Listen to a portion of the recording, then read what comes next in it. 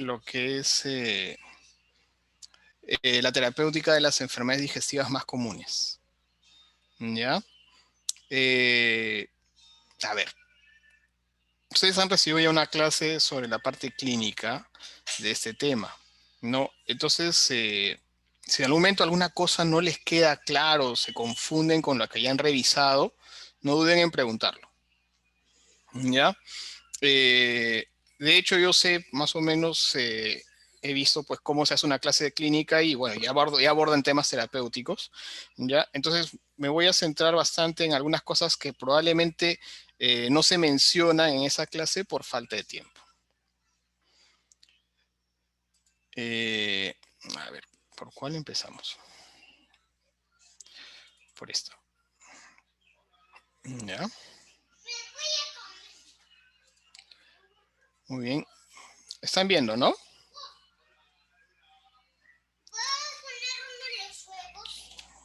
Sí, doctor, ya se puede su diapositiva. Ya.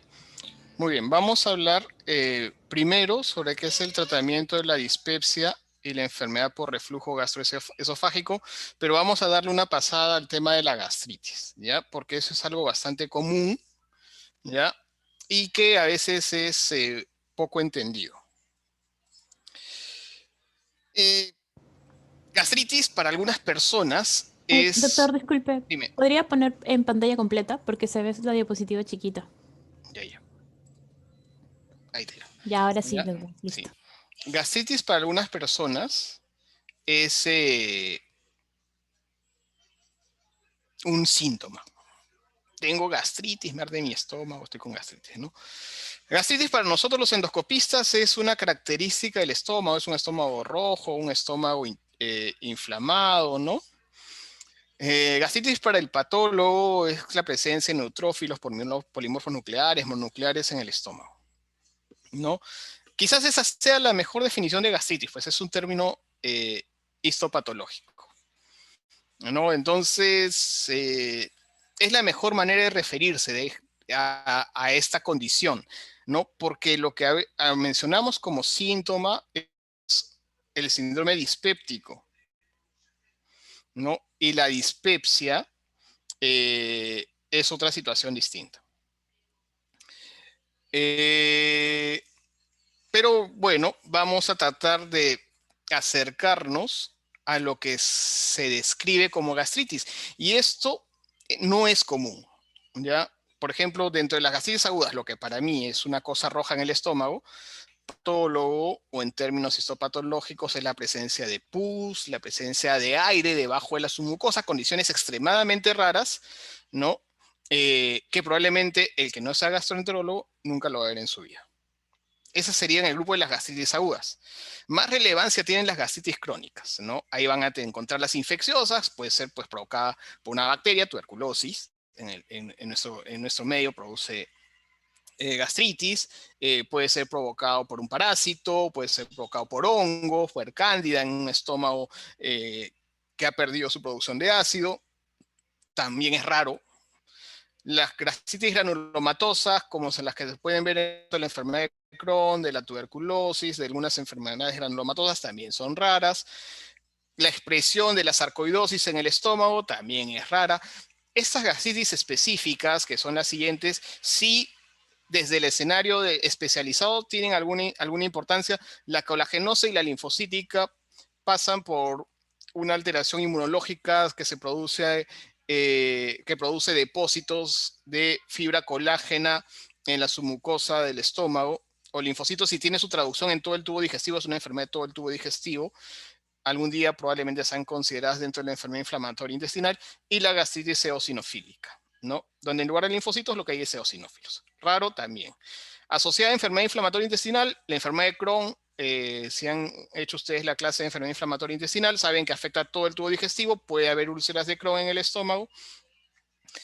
Más comunes son las gastritis reactivas a fármacos, a toxinas, a radiación, ¿no? Las reactivas a fármacos son las más comunes, se presentan endoscópicamente como gastritis aguda, pero en realidad son gastritis crónicas histológicamente porque no solo hay células inflamatorias como polimorfos nucleares, también va a haber linfocitos y otras cosas. Gastritis alérgicas también hay. La hipertensión portal produce congestión submucosa, dando la apariencia de una gastritis y la gastritis de Menetrier.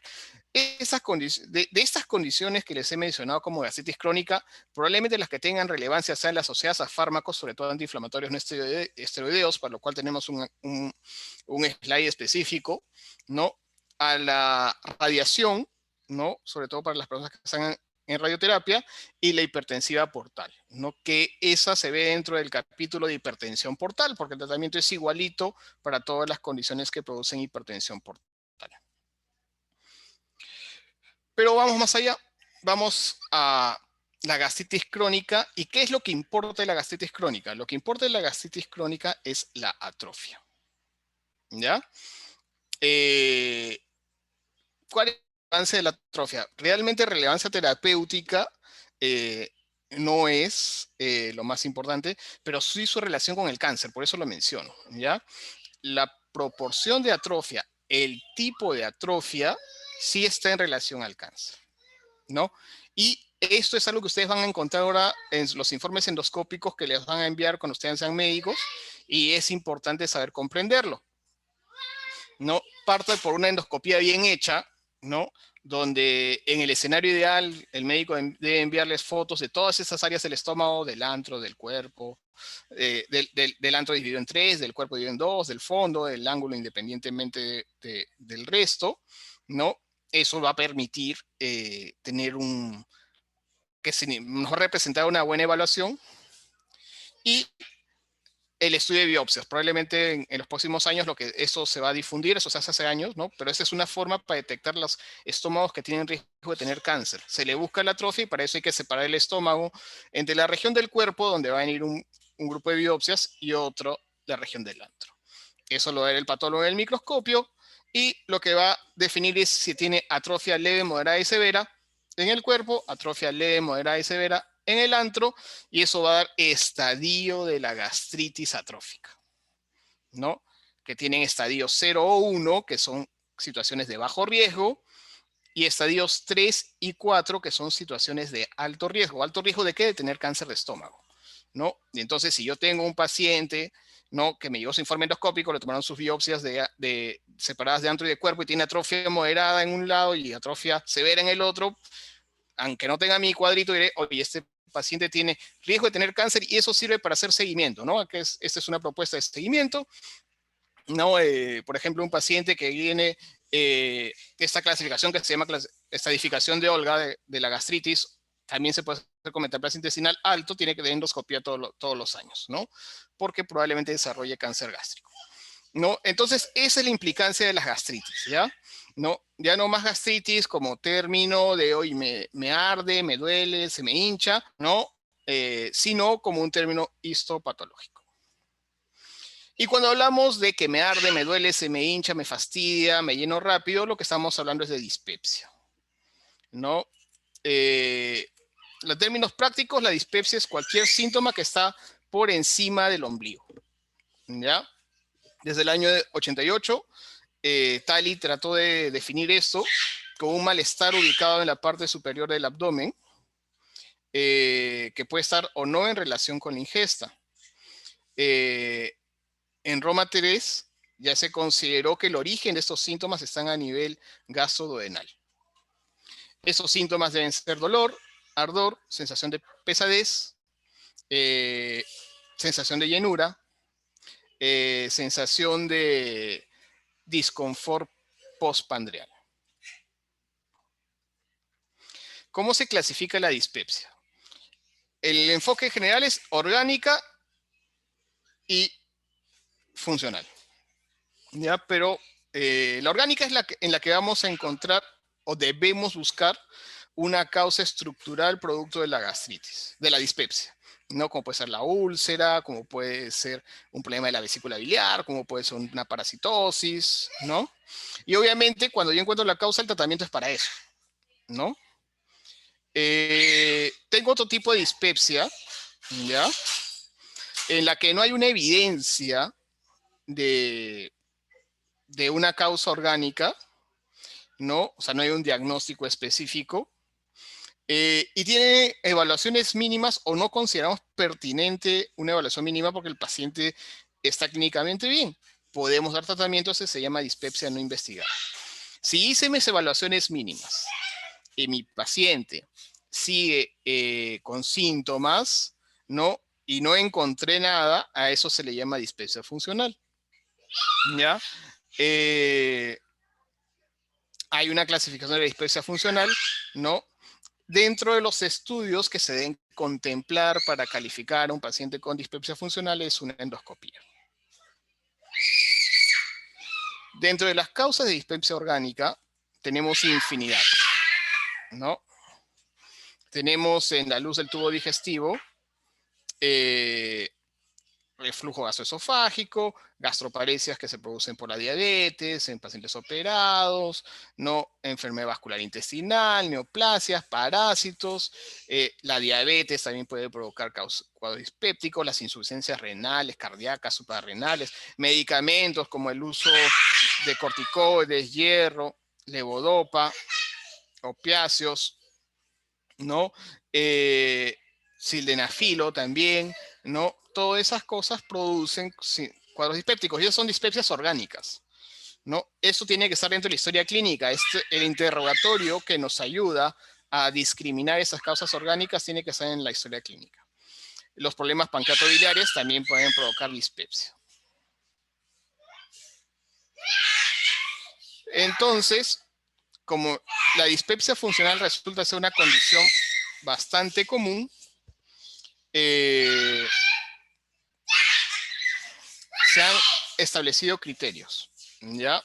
Esos criterios se establecen pues en la ciudad de Roma, cada cierto tiempo se reúnen los expertos y nos dice pues que una dispepsia funcional es aquella que incluye a la plenitud postpandrial, a la saciedad precoz, al dolor, al ardor y la ausencia de una enfermedad estructural incluida la endoscopía, ¿ya?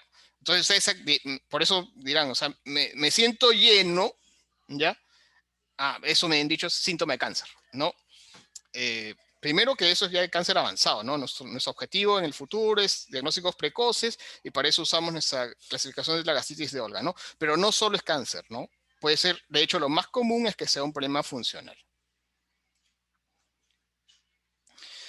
No, ahora, dentro de la dispepsia funcional, ya hay varios síndromes. Está el síndrome de malestar postpandrial, en que el paciente tiene que cumplir uno o más de los siguientes criterios: la plenitud postpandrial después de la comida o la saciedad precoz, ¿ya? Y puede también tener distensión, náuseas, eructos o dolor epigastrio. En el caso del síndrome de dolor epigastrio, tiene que tener dolor o ardor en el epigastrio, ¿no? Es la causa más común de lo que la gente llama gastritis, es la dispepsia funcional tipo dolor epigastrio, ¿no? Es intermitente, no se va a ir a otras zonas como del abdomen o el tórax, porque en ese caso hablaríamos de reflujo gastroesofágico. No se alivia con la defecación ni con la eliminación de gases, eso va para intestino irritable. No cumple los criterios de trastornos de la vesícula biliar, disfunciones biliares o el esfínter de Oddi. Auxiliarmente podemos considerar, puede ser como ardor, como vinagrera, pero sin ser retroesternal. Puede aparecer en ayunas, ¿ya? Y puede asociarse al otro, al malestar postpandrial, ¿no? Pueden ir juntos, ¿ya? Esos son los tipos de dispepsia. Eso es necesario saber para poder tener un enfoque terapéutico, ¿no? Ahora, ¿qué hago yo con mi paciente con dispepsia? Hago endoscopía en todos, ¿no? Y eso va a depender de en qué parte del mundo esté. Si estoy en un país como el Perú, donde hay alta prevalencia de cáncer de estómago, probablemente sí deba hacer endoscopía, pero esa prevalencia tenemos que valorarla de acuerdo a edad, si no tendríamos que hacer endoscopía todo el Perú, ¿no? Entonces, hoy en día se considera 45 años, eso va a cambiar probablemente en un par de años, va a ser el corte de edad va a ser 40 años, ¿no? como los pacientes que tienen que tener tos endoscopía. En los que son menores de 40 años, yo lo que tengo que buscar es si tiene signos de alarma, ¿no? Anemia, sangre en las heces, pérdida de peso más del 10% del basal, disfagia o dinofagia, historia previa de malignidad, saciedad precoz, linfadenopatías, masas en el abdomen o historia previa de úlcera. Si es así, eso va para endoscopía sí o sí. Sí o sí. ¿Ya? Entonces, si mi paciente no va a ir para endoscopía o ya le hice la endoscopía, tengo que también de nuevo ubicarme en el mundo. Y si estoy en un país de alta prevalencia de Helicobacter pylori, primero, como no le hice endoscopía, tendré que hacer una investigación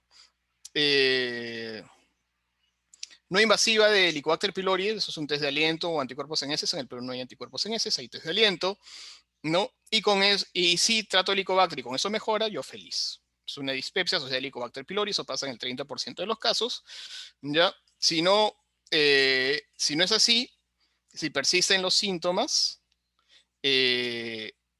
iniciaré mi terapia empírica, ¿no? ¿Con qué? Con inhibidores de la bomba de protones, por 4 a 8 semanas. Si soy en un país donde hay baja prevalencia de Helicobacter, menos de 10%, iniciaré con terapia empírica con bomba de protones, y si persisten los síntomas, después buscaré con una prueba no invasiva de Helicobacter pylori. No, una vez que después de desarrollar esos dos algoritmos no hay mejoría, en ese caso consideraría ya derivar al especialista.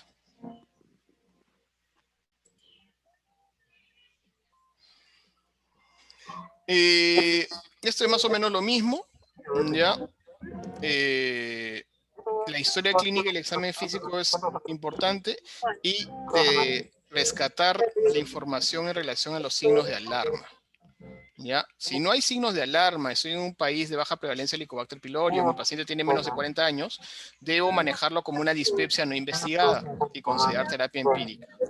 ¿Ya? Si hago endoscopía, ¿ya? Debo de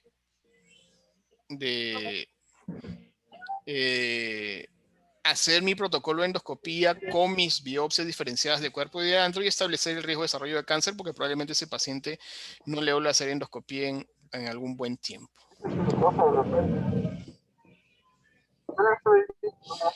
Esto ya lo mencionamos, ya, en relación a Helicobacter pylori, pero acá hay algo más, ya. Cuando hablamos del uso inhibidor de bomba de protones, esa es la primera elección para el síndrome de dolor epigastrio. Pero, ya, si es que no hay mejoría y sigo con el diagnóstico de dispepsia funcional, puedo usar proquinéticos, adicionalmente o en reemplazo. Eso en el caso de los pacientes con síndrome de diestrés postpandrial, el que se llena rápido. En ese caso debo arrancar con proquinéticos y dejar para mi segunda opción inhibidores de bomba de protones. Al final, mi tercera línea de tratamiento son neuromoduladores.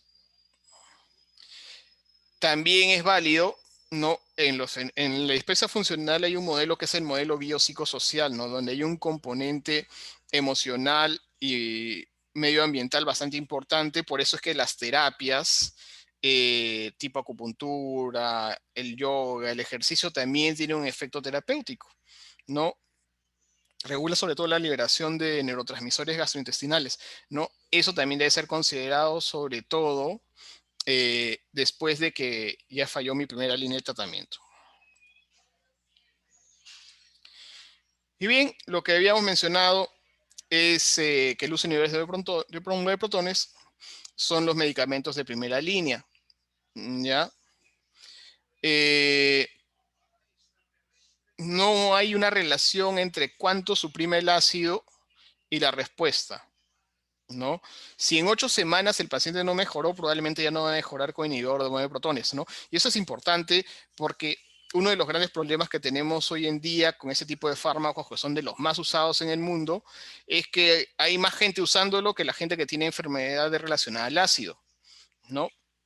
Entonces, muchas personas dispépticas con dispepsia funcional le dejan años de años el inhibidor de protones innecesariamente, ¿no? Si hay tiempo, les comento un poco sobre lo que son efectos adversos. Como esta es una situación recurrente, ese modelo biopsicosocial significa pues que cada vez que la persona esté estresada, tensa, preocupada, nerviosa, no se excede con las comidas, va a tener síntomas, se puede desarrollar un plan de tratamiento a demanda, ¿no? Que consiste en dar de 3 a 5 días del medicamento cada vez que hay síntomas, o una semana de tratamiento cada vez que hay síntomas. Eso es válido también. En cuanto al uso de prokinéticos, la evidencia, trabajos hay pocos, ¿ya?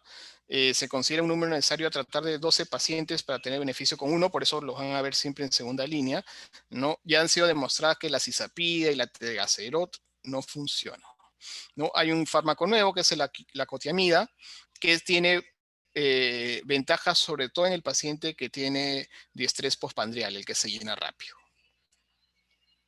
¿no? Y acá tengo que mencionarles algunas cosas en relación a los prokinéticos. ¿Ya? Tengan en mente cómo es la estructura del tracto gastrointestinal, del tubo digestivo, la mucosa, ¿no? La submucosa, donde hay un plexo nervioso, el músculo circular, ¿no? El músculo longitudinal, donde hay, entre ambos hay otro plexo nervioso, ¿no? Y la serosa, ¿no? Hay que recordar esta parte anatómica para poder entender los mecanismos de inervación, ¿ya? Existen dos vías, la vía eferente, la vía aferente, y también existe la vía del sistema nervioso entérico, que es la más importante, ¿ya? La aferente, que tiene que ver con el sistema nervioso parasimpático, ¿ya? Es la que lo que va a hacer en el parasimpático, el ganglio está cerca del órgano efector, ¿ya? ¿No? Lo que hace es llevar información, ¿no? Hacia el tracto gastrointestinal, ¿ya? Y la aferente, ¿no? Es la que recoge la información, la que dice, pues hay distensión, hay sustancias químicas, hay irritación, ¿no? Todo esto se organiza también dentro de lo que es el sistema nervioso entérico, ¿ya? Donde existen neurotransmisores, ¿no? Los del parasimpático son la acetilcolina, ¿no? Entonces, el sistema nervioso parasimpático estimula la producción de acetilcolina, que lo que hace es producir contracción, ¿no? Y esto va a actuar a nivel del plexo mientérico, ¿ya? El que está entre el músculo longitudinal y en el músculo circular, ¿no? Creo que tengo uno de estos acá. Sí, por acá está, ya. ¿No? Entonces, va a llegar esta inervación parasimpática, ¿ya? Y esto va a estimular la liberación de acetilcolina, ¿ya? Esta estimulación de acetilcolina provoca contracción, pero también provoca estimulación de más acetilcolina, ¿no? Que va a ir hacia el otro plexo nervioso, el plexo submucoso, ¿no? Donde va a liberar más acetilcolina, que lo que va a estimular es a la mucosa a la actividad secretoria, ¿no? Podríamos decir de que el plexo mientérico está más relacionado a la actividad motora y el submucoso más a la actividad secretora, ambas estimuladas por la acetilcolina, ¿no? El simpático lo que va a hacer es inhibir, y su neurotransmisor es la noradrenalina, ¿no? Eh, También va a actuar a nivel del plexo mientérico, ¿no? Y también a nivel del plexo secretor. La actividad, el estímulo de acetilcolina y la contracción muscular lo que va a producir es la actividad motora en el intestino, ¿no? Existen tres tipos de ondas: las ondas lentas, las ondas de espiga, las ondas de propulsión, ¿no? Eso se va a modificar con el uso de los fármacos proquinéticos,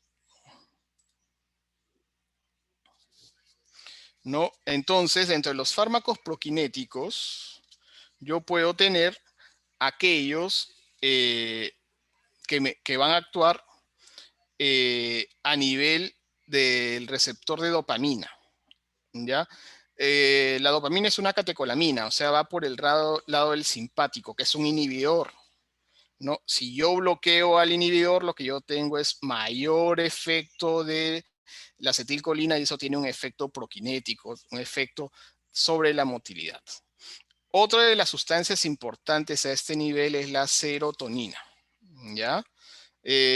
La serotonina, bueno, existe un montón de serotonina 5-HT1, T2, T3, T4, T5 específicamente, ¿no? Aparte de estar en el sistema nervioso central, están difundidas en el tracto gastrointestinal de una manera abundante, ¿no? Existen dos receptores de serotonina, el 5-HT3 y el 5-HT4, que tienen un rol sobre la motilidad, ¿no? Y que, por ejemplo, un fármaco como la metoclopramida también estimula el 5-HT4, ¿no? Entonces, no solo antagoniza el D2, ¿no? Que es el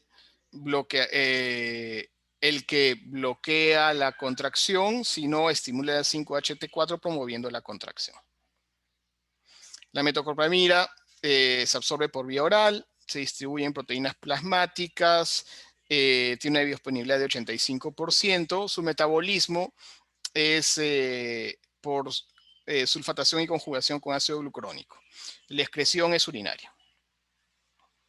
Está indicada para la gastroparesia, para el tratamiento de las náuseas y los vómitos. Usualmente se dosifica de 10 miligramos por vía oral 30 minutos antes de los alimentos. Se puede usar por vía parenteral, sobre todo para el tratamiento del vómito. Sus principales efectos adversos son los extrapiramidales, como las distonías, somnolencia y convulsiones. Este efecto extrapiramidal, que si alguna vez lo he visto, se presenta más comúnmente en niños y en jóvenes, ¿no? Cuando se usan dosis altas. Un antagonista de D2 puro es la domperidona, probablemente han oído hablar de él. Tiene un efecto apoquinético también, ¿no? Su absorción es rápida, sus concentraciones máximas se dan en 30 minutos.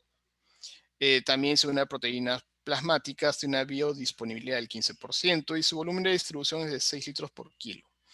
Su metabolismo es a nivel hepático en distintas cadenas de citocromos.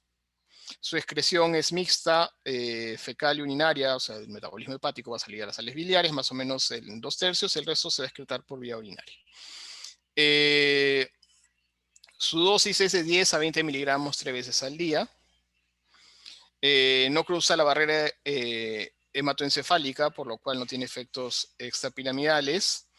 Sí actúa a nivel de la zona del vómito y no tiene grandes efectos sobre la motilidad del tracto gastrointestinal inferior.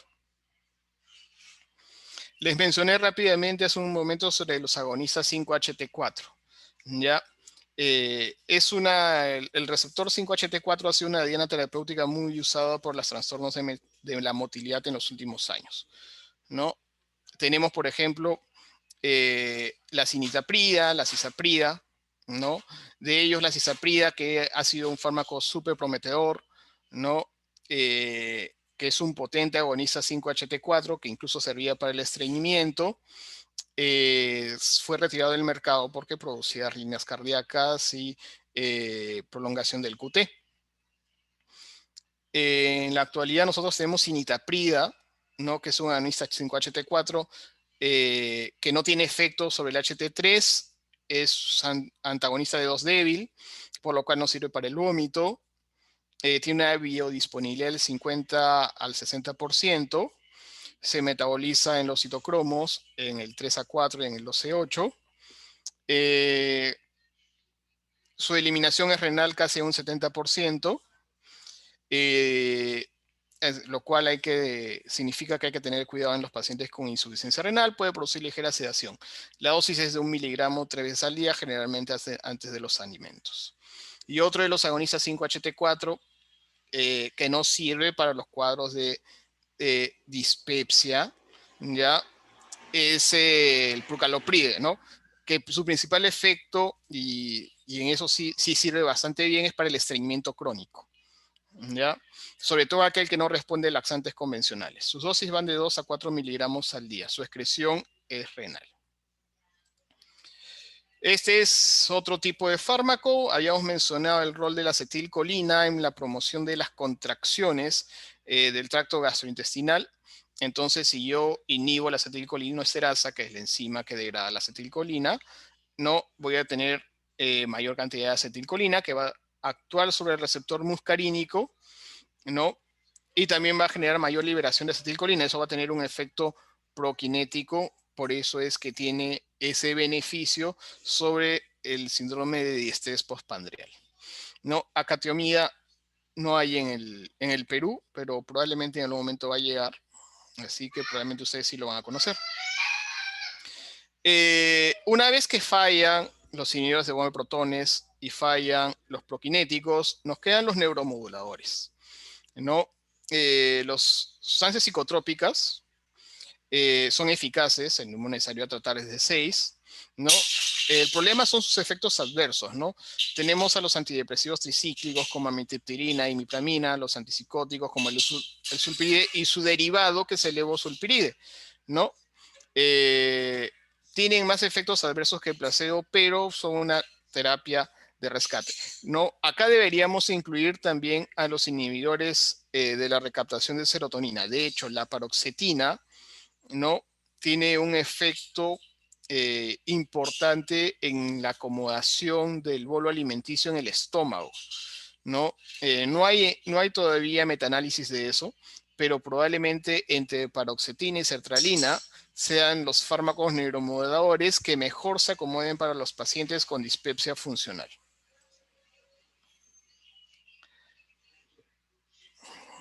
Ahora vamos con ERGE, ¿ya? Ustedes también ya vieron lo que es la definición de enfermedad por reflujo gastroesofágico, es el ascenso del contenido del estómago o del duodeno por encima de la unión gastroesofágica. Eso va a provocar síntomas y lesiones. Afectan la salud y la calidad de la vida de las personas, ¿no? Todos esos elementos son importantes dentro de la definición de reflujo. Y esto hay que diferenciarlo de gastritis, entre comillas, y de dispepsia, ¿no? Dispepsia, dolor o ardor epigástrico sin síntomas retroexternales, ¿ya? Porque cuando ya el síntoma hay síntomas retroexternal como vinagrera, eructos, eso es ERGE, ¿ya? Y no la gastritis que dice el farmacéutico. Los mecanismos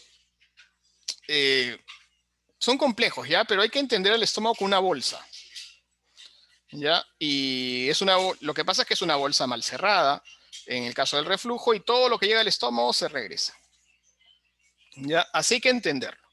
Pero, por ejemplo, las personas con enfermedad por reflujo tienen un problema en la sensibilidad de las vísceras esofágicas.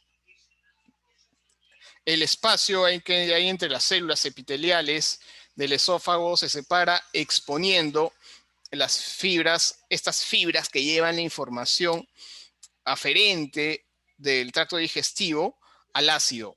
Por eso hay sensación de dolor. Hay una alteración de los protectores, ¿no? Porque hay disminución, por ejemplo, del flujo sanguíneo, ¿no? Hay reparación más lenta, ¿no? La motilidad y el clearance esofágico es anormal. La motilidad gástrica también es anormal. En el esófago, ambos son más lentos, el vaciamiento gástrico es más lento, exponiendo a que esta bolsa que está mal cerrada tenga más episodios de reflujo. La depuración esofágica está alterada, siempre hay un movimiento peristáltico encargado de limpiar el esófago, eso está alterado. Cuando hay pepsina, bilis o ácido en el esófago, imagínense que se activa el pepsinógeno en el esófago y empieza a digerir la mucosa esofágica, ¿no? Y eso compromete la barrera de moco, ¿no? Son mecanismos que se encuentran dentro del origen de la enfermedad por reflujo gastroesofágico. Y al final lo que se produce es, como lo que sucede en todas las enfermedades del ácido, un desequilibrio entre factores agresores y factores protectores, ¿no? Principalmente el volumen, ¿no? Y la presencia de ácido y pepsina en el esófago, y disminución del aclaramiento esofágico y pérdida de la resistencia de la mucosa. Hay un rol importante, pero esa es una discusión de nunca acabar, sobre la hernia hiatal, ¿no? Si esto se produce como consecuencia de los episodios del reflujo o esto lo trajo el paciente. Esta es una hernia hiatal y así se ve en el endoscopio. Entonces, los objetivos del tratamiento, en términos simples, es que el paciente no tenga síntomas y resolver las complicaciones, ¿no? Y si se logra resolver las complicaciones, evitar que se vuelvan a presentar, ¿no? Eso va a pasar ya por un tema artístico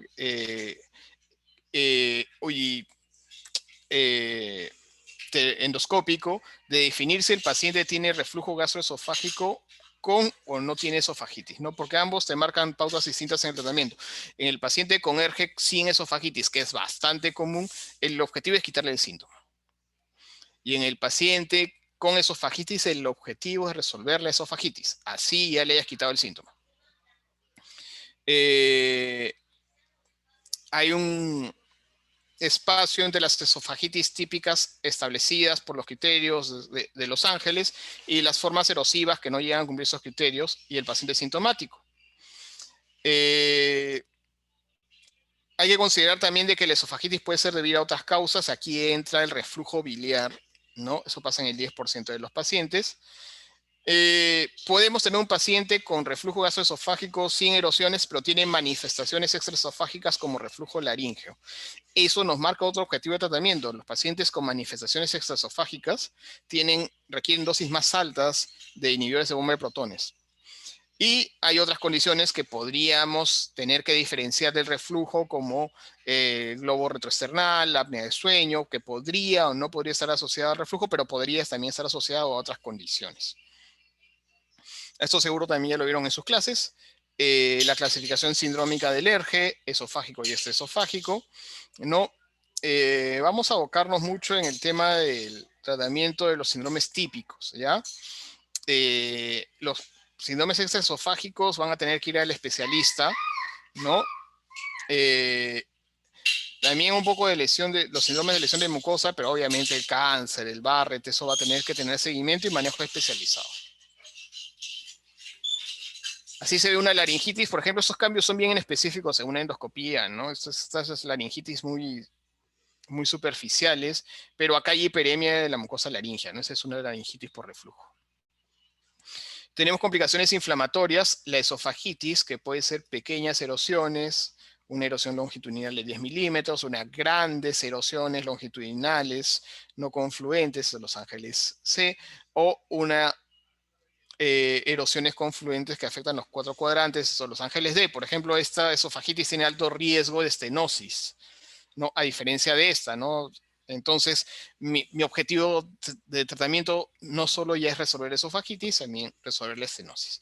Estas son situaciones crónicas, no esófago de Barrett, ¿no? El IVP es una estrategia para el manejo del Barrett. Sin embargo, hoy día ya sabemos pues, que la resección endoscópica es una solución. Podemos dividir el tratamiento de la enfermedad por reflujo gastroesofágico en 4 acciones: modificaciones del estilo de vida, el tratamiento médico, la terapia endoscópica, a eso no le hagan caso, y el tratamiento quirúrgico. Dentro de las modificaciones del estilo de vida hay infinidad de cosas, la dieta antirreflujo, ¿no? De ellas, la que está demostrada que funciona es levantar la cabecera de la cama en 45 grados. Evitar acostarse 3 horas después de haber comido y bajar de peso. Son las 3 cosas que mejor funcionan. Dentro de los alimentos que podrían servir para el tratamiento de la enfermedad por reflujo gastroesofágico, los alimentos que podrían suspenderse están las gaseosas y el tabaco, que no están dentro del rubro de alimentos, sino dentro del rubro de sustancias recreativas, ¿no?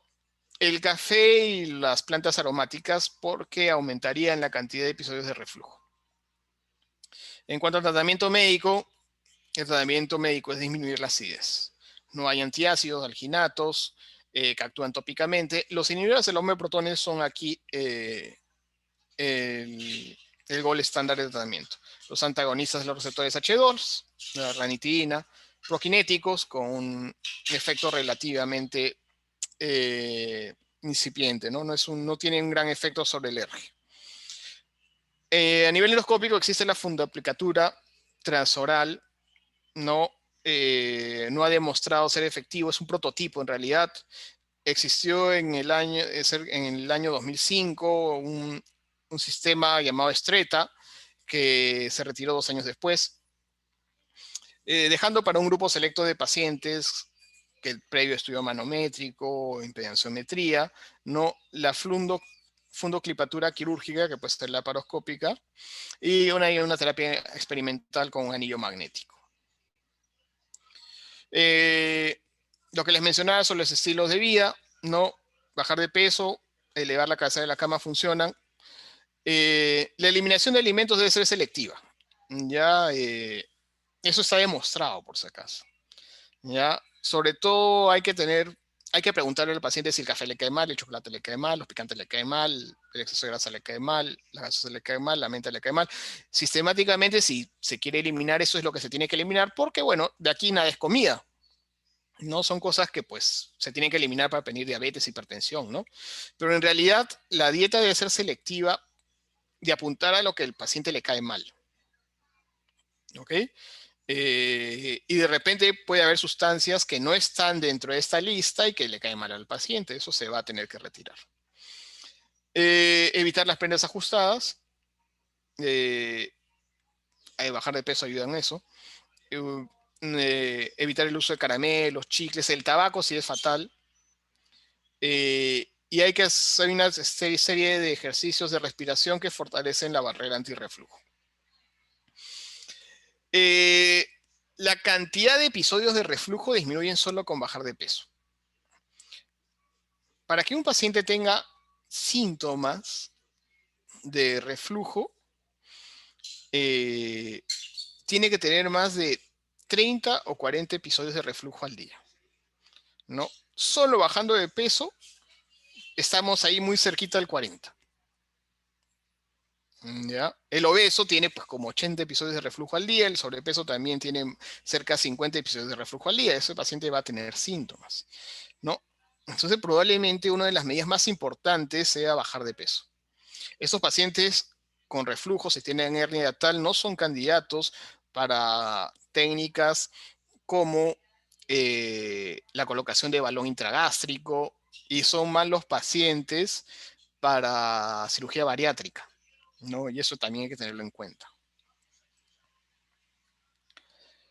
Bueno, había mencionado sobre la enfermedad por reflujo no erosiva, ¿no? En estos casos se debe usar inhibidor de 9 protones en dosis estándar por 4 semanas, es la dosis promedio. Eso de la dosis del inhibidor de 9 protones también es otro tema, ¿no? Ahí tenemos un error de pensar de que 40 miligramos de uno es igual a 40 miligramos del otro, y esas no son equivalencias, ¿no? Las equivalencias deben ser en relación a la potencia. Va a salir un trabajo en un par de meses donde se trata de aclarar, desarrollar, así como existe un sistema de equivalencias para los corticoides, hacer un sistema de equivalencias para los inhibidores de 9 protones, ¿no? Algo así como que 20 miligramos de omeprazol equivale a 9 miligramos de pantoprazol, equivale a 6 miligramos de someprazol. Bueno, dosis estándar de inhibidor de 9 protones. El paciente responde, bacán, 4 semanas. Queda ahí. Si recae, va a ir a un esquema de mantenimiento, ¿ya? Que puede ser continuo, dosis bajas permanentes, intermitente, que puede ser dosis bajas algunas semanas, algunos periodos, o a demanda cada vez que siente las molestias. Si no responde, debo considerar que el paciente no ha cumplido con la medicación. Si había un mal uso de los IBP, los inhibidores de 9 protones deben administrarse 30 minutos antes de los alimentos. Ya más adelante, cuando hablemos de úlcera, les voy a explicar por qué. O la calidad del producto. Por ahí también, no sé si llegaremos a ver ese slide, pero hay un trabajo del doctor Camelo, en donde las personas que usan formulaciones genéricas tienen mayor necesidad de repetir estudios endoscópicos, ¿no? No es estrictamente una mala evolución, ¿no? Pero parece que hay un tema con el control de síntomas. Bueno, si corrijo estos problemas en cuanto al apego, la calidad del fármaco, que lo tome 30 minutos antes de la primera comida, y tiene buena respuesta, continúo mis 4 semanas, va bien, suspendo y sigo mi esquema de mantenimiento. No va bien, puede cambiar a dosis doble, ¿ya? Y si no responde, ya se considera falla al tratamiento. En ese caso, debe ser enviado al especialista. Más o menos demora 8 semanas. En el caso del ERG erosivo, ¿ya? En los grados A o B, el tratamiento es 8 semanas y se suspende, ¿ya? Si el paciente vuelve a tener en un estudio endoscópico de nuevo ERG erosivo, se considera recaída y se debe considerar terapia de mantenimiento. En los grados C o D, que son los que tienen mayor riesgo de desarrollo de estenosis, desarrollo de úlcera, desarrollo de esófago de Barrett, ese paciente va a tener que tener a las 8 semanas una nueva endoscopía para el alta. Si persiste, debe ir a terapia de mantenimiento, no a uso crónico. Y si es una persona joven, probablemente deba considerar la opción quirúrgica previa pHimetría, impedanciometría y manometría.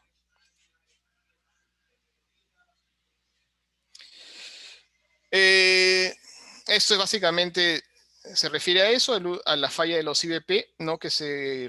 En caso de pacientes con síntomas típicos, no va a ir con estudio de pHimetría, impedanciometría, ya en busca de persistente reflujo ácido, donde yo podría agregar a los doble dosis de IVP antagonistas H2. En el caso de que hay reflujo no ácido, no podría usar baclofeno cirugía. Y si la pHimetría y impedanciometría son normales, debo considerar hipersensibilidad esofágica, ¿no? Y ahí voy a ir a usar fármacos neurolépticos, ¿no? En las presentaciones atípicas, como por ejemplo laringitis, neumonía, rinitis por reflujo, también debo hacer la evaluación especializada por el otorrino, el neumólogo, el alergista, en busca de repente le encuentra su alergia a ácaros, ¿no? Su rinitis alérgica, eso va a ir por ese tratamiento.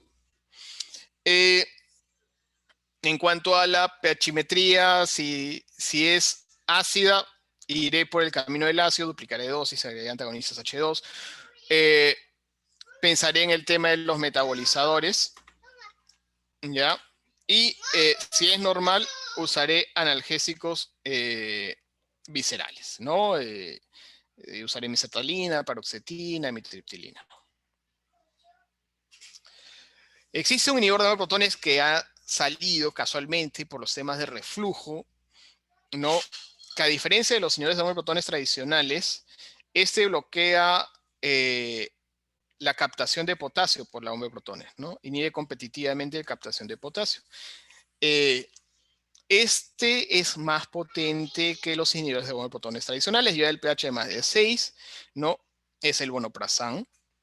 No existe en el Perú, las dosis son de 20 miligramos, y tiene la ventaja de que con los inhibidores de bomba de protones tradicionales, ¿no? Dependiendo del lugar donde estemos, podemos tener pacientes que son metabolizadores rápidos. ¿Lo que significa un metabolizador rápido? Un paciente que agarra el inhibidor de protones, aunque sea un profármaco, rapidito lo convierte en una sustancia que la va a eliminar, ¿no? Entonces no llega a tener tiempo de hacer efecto. No, va a salir un trabajo en Colombia, creo que sale el próximo mes, donde ellos han encontrado en la Universidad Javeriana que tienen 70% de metabolizadores rápidos en Colombia. Es un montón, ¿no? Entonces, eso explicaría muchas fallas al tratamiento. No, para ellos existe el vonoprazán, ¿no? Lo desarrolla en Japón. En Japón, más o menos, la presencia de metabolizadores rápidos es de 30%, ¿no? Para ellos se desarrollan ese tipo de fármacos y está indicado en los pacientes que tienen gran componente ácido en el manejo del reflujo. Los antiácidos no tienen indicación, ya, excepto quizás los alginatos, ¿no? Son producto de un alga, ¿no? Y forman una especie de tapón, de balsita, ¿no? Que impide, entre comillas, el retorno del ácido hacia el esófago, ¿no? Son bien tolerados, no afecta la secreción de ácido, por lo cual no tiene un efecto en la reparación de la esofagitis, en el control definitivo del reflujo, pero sí ayudan en el control de los síntomas.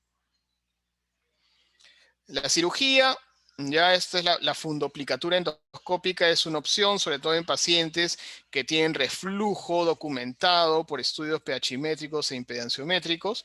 Se puede hacer por vía laparoscópica y los prototipos endoscópicos en realidad nos sirven hasta el momento.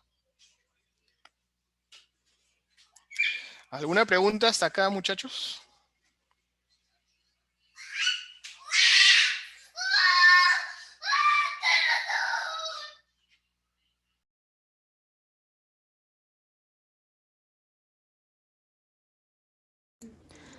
Chicos, ¿alguna pregunta para el doctor Rauch? Pueden escribir en el chat o pueden activar su micrófono y hacerle las preguntas.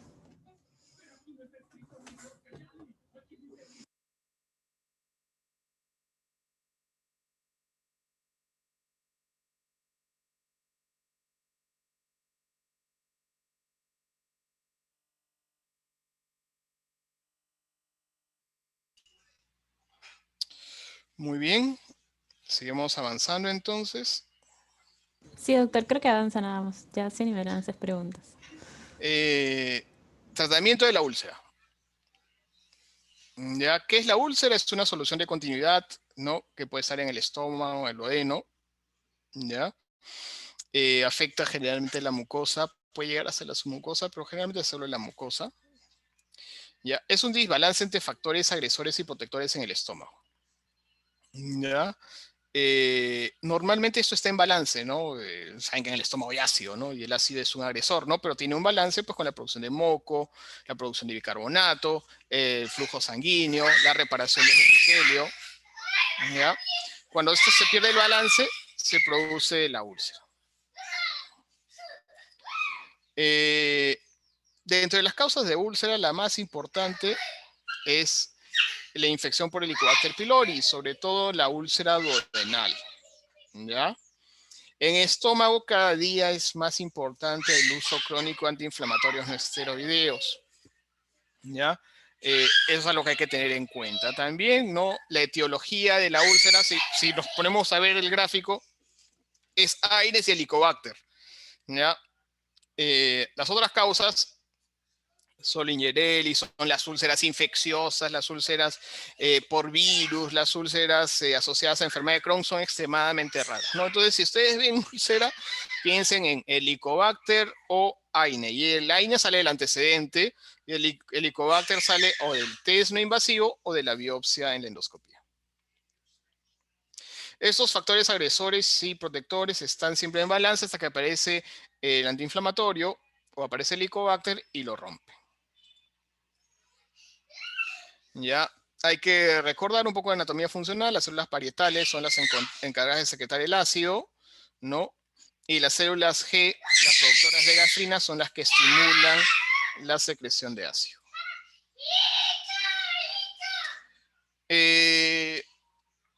Hay dos tipos de glándulas, ¿no? Nos interesa las glándulas oxínticas, donde se encuentran las células parietales, que son las que van a recibir el estímulo de las células G que se encuentran en la región pilórica, ¿no? Para la secreción de ácido.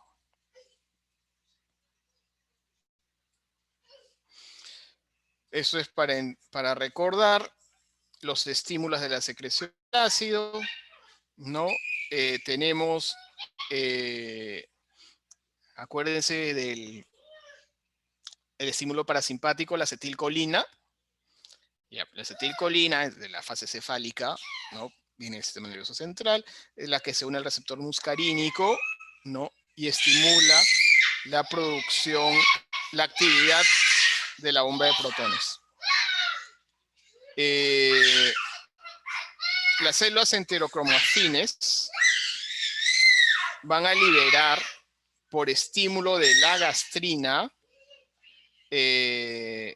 van a liberar histamina, que va a actuar sobre un receptor H2 y va a activar la bomba de protones. Y en el caso de la gastrina, esta va a actuar sobre el receptor CCK2 para activar la bomba de protones. ¿Ya?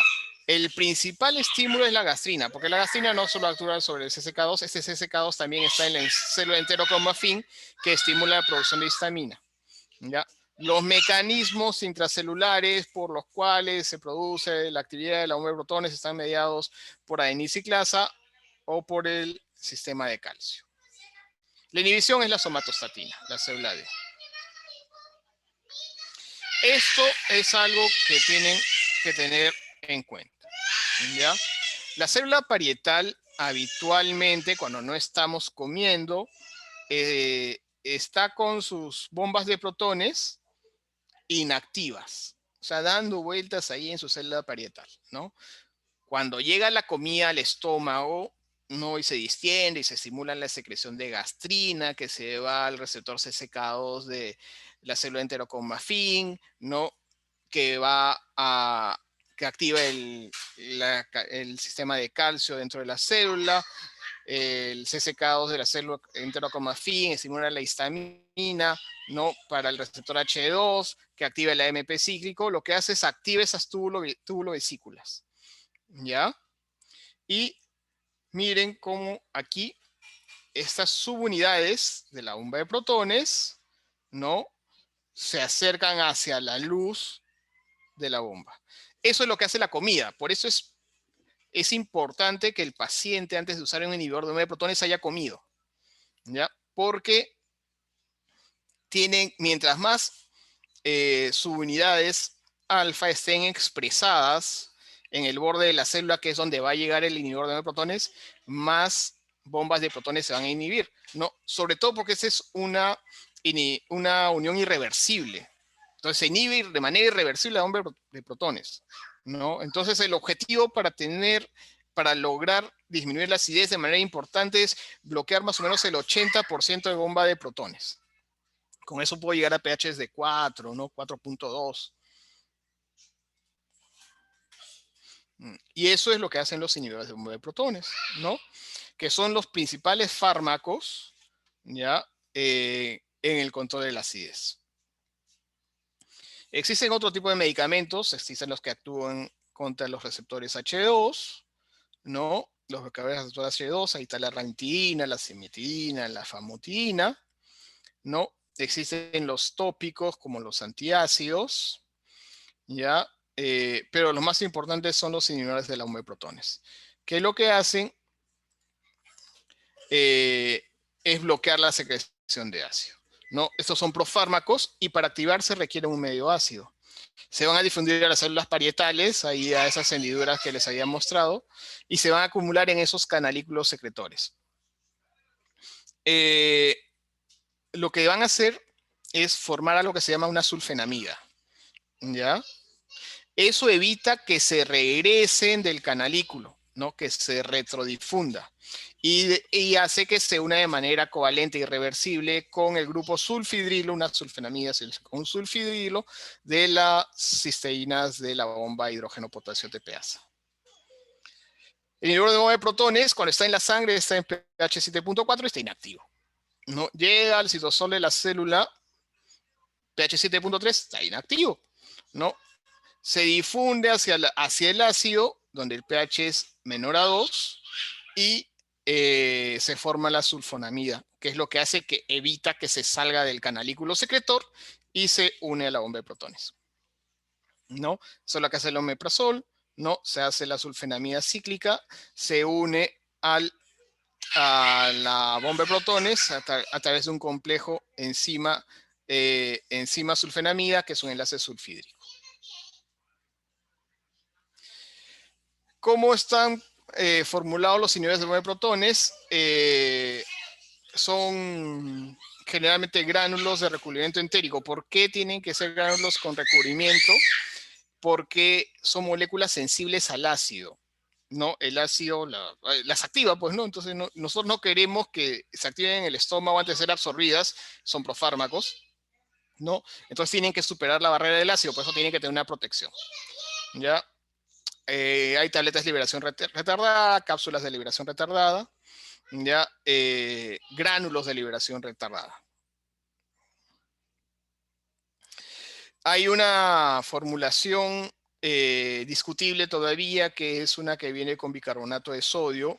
Se está haciendo con esomeprazol, sobre todo para el tratamiento de estos pacientes que son metabolizadores rápidos, ¿no?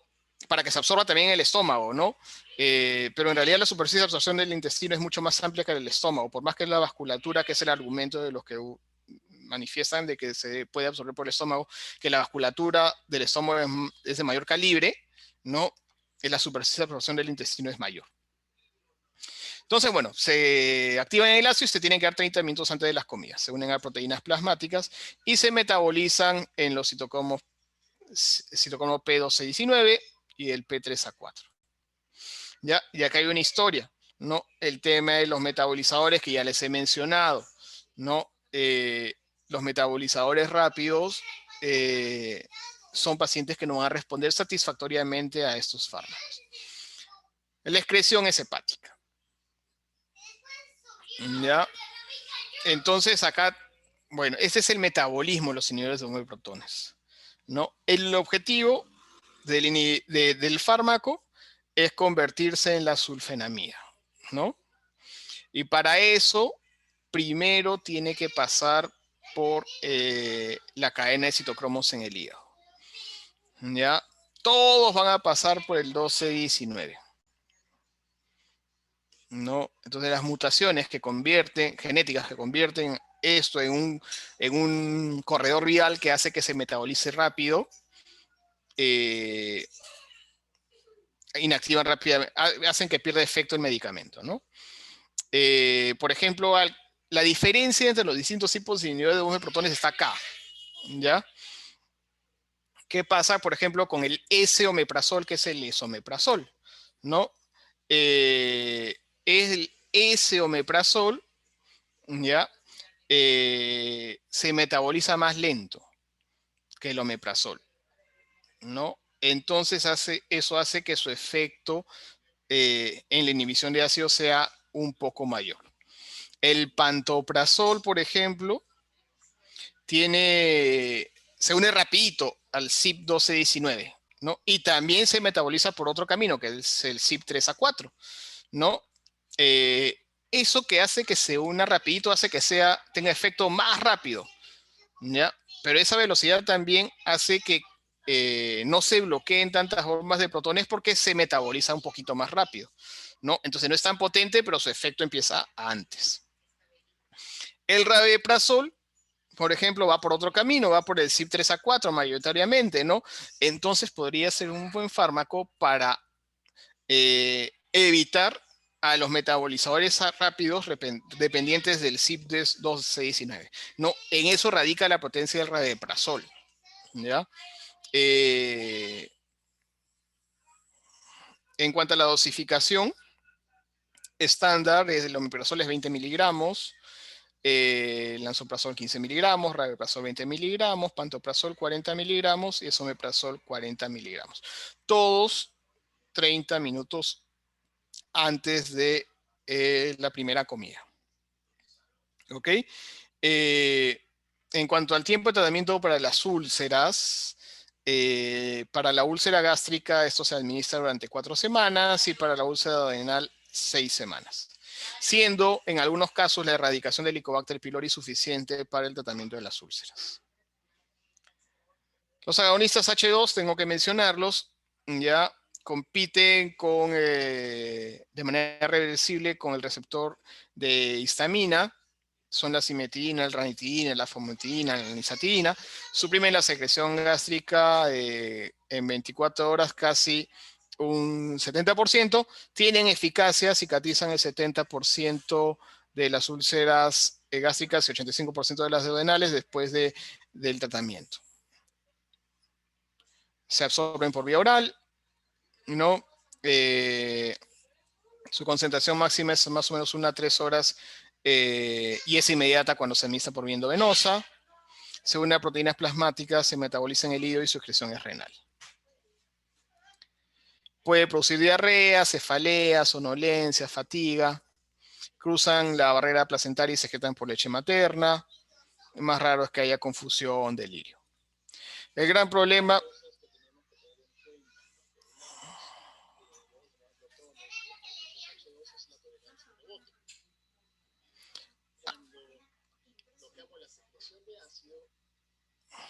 Bueno, esa grabación no desapareció. Bueno, sí, la tolerancia y rebote se produce en los pacientes que usan ranitidina, ¿no? Generalmente la tequifilaxia se presenta 4 semanas después del tratamiento.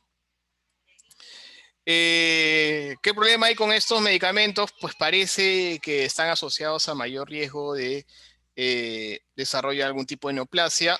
Esta alerta del abril del 2020 solicita el retiro del mercado de la ranitidina en Estados Unidos, no por tener un contaminante conocido como nitrosodimetilamina.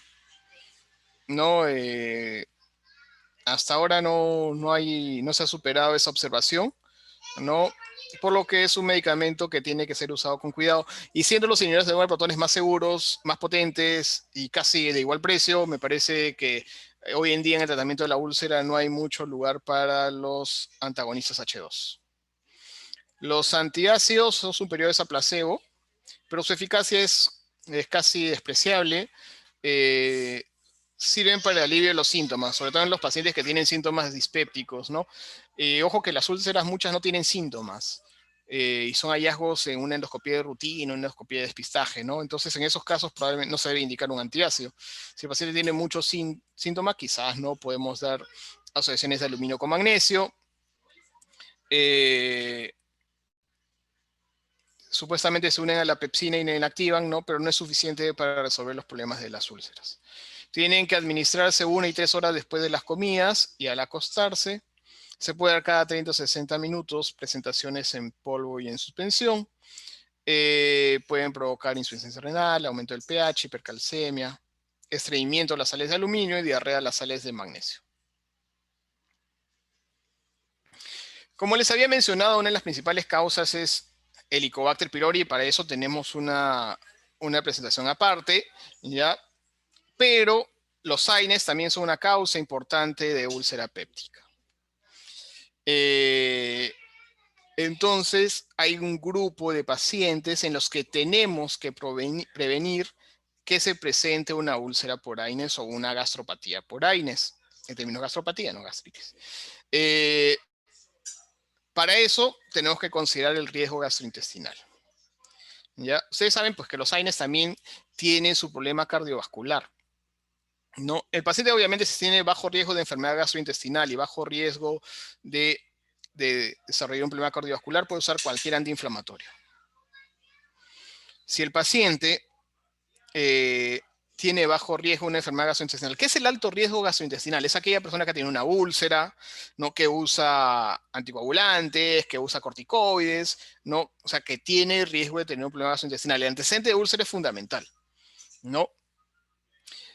Bueno, si no tiene ningún problema de estos y tiene alto riesgo cardiovascular, pues tendría que usar un naproxeno, una dosis baja de celecoxib, ¿no?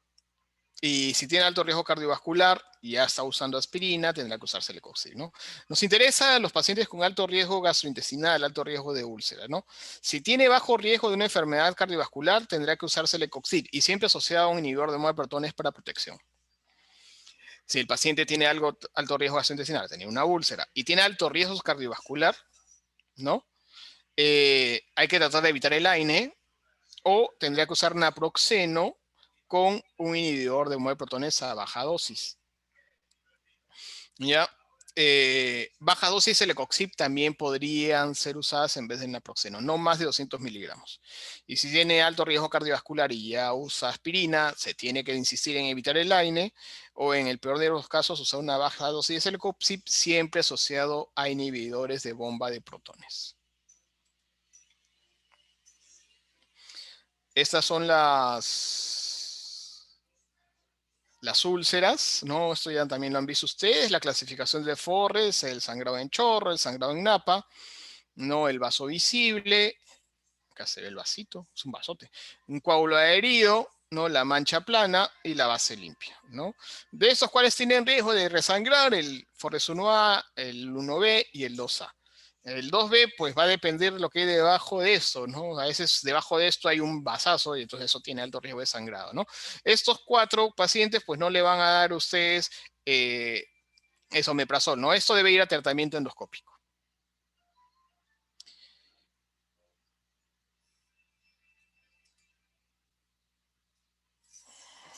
Y si puedo, les voy a pasar algo sobre tratamiento endoscópico.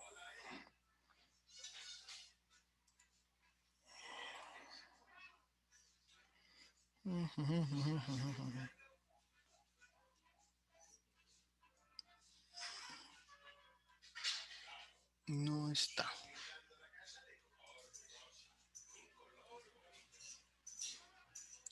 Bueno, no he podido conseguir el video. Ya. No sé por qué. Lo tenía por acá.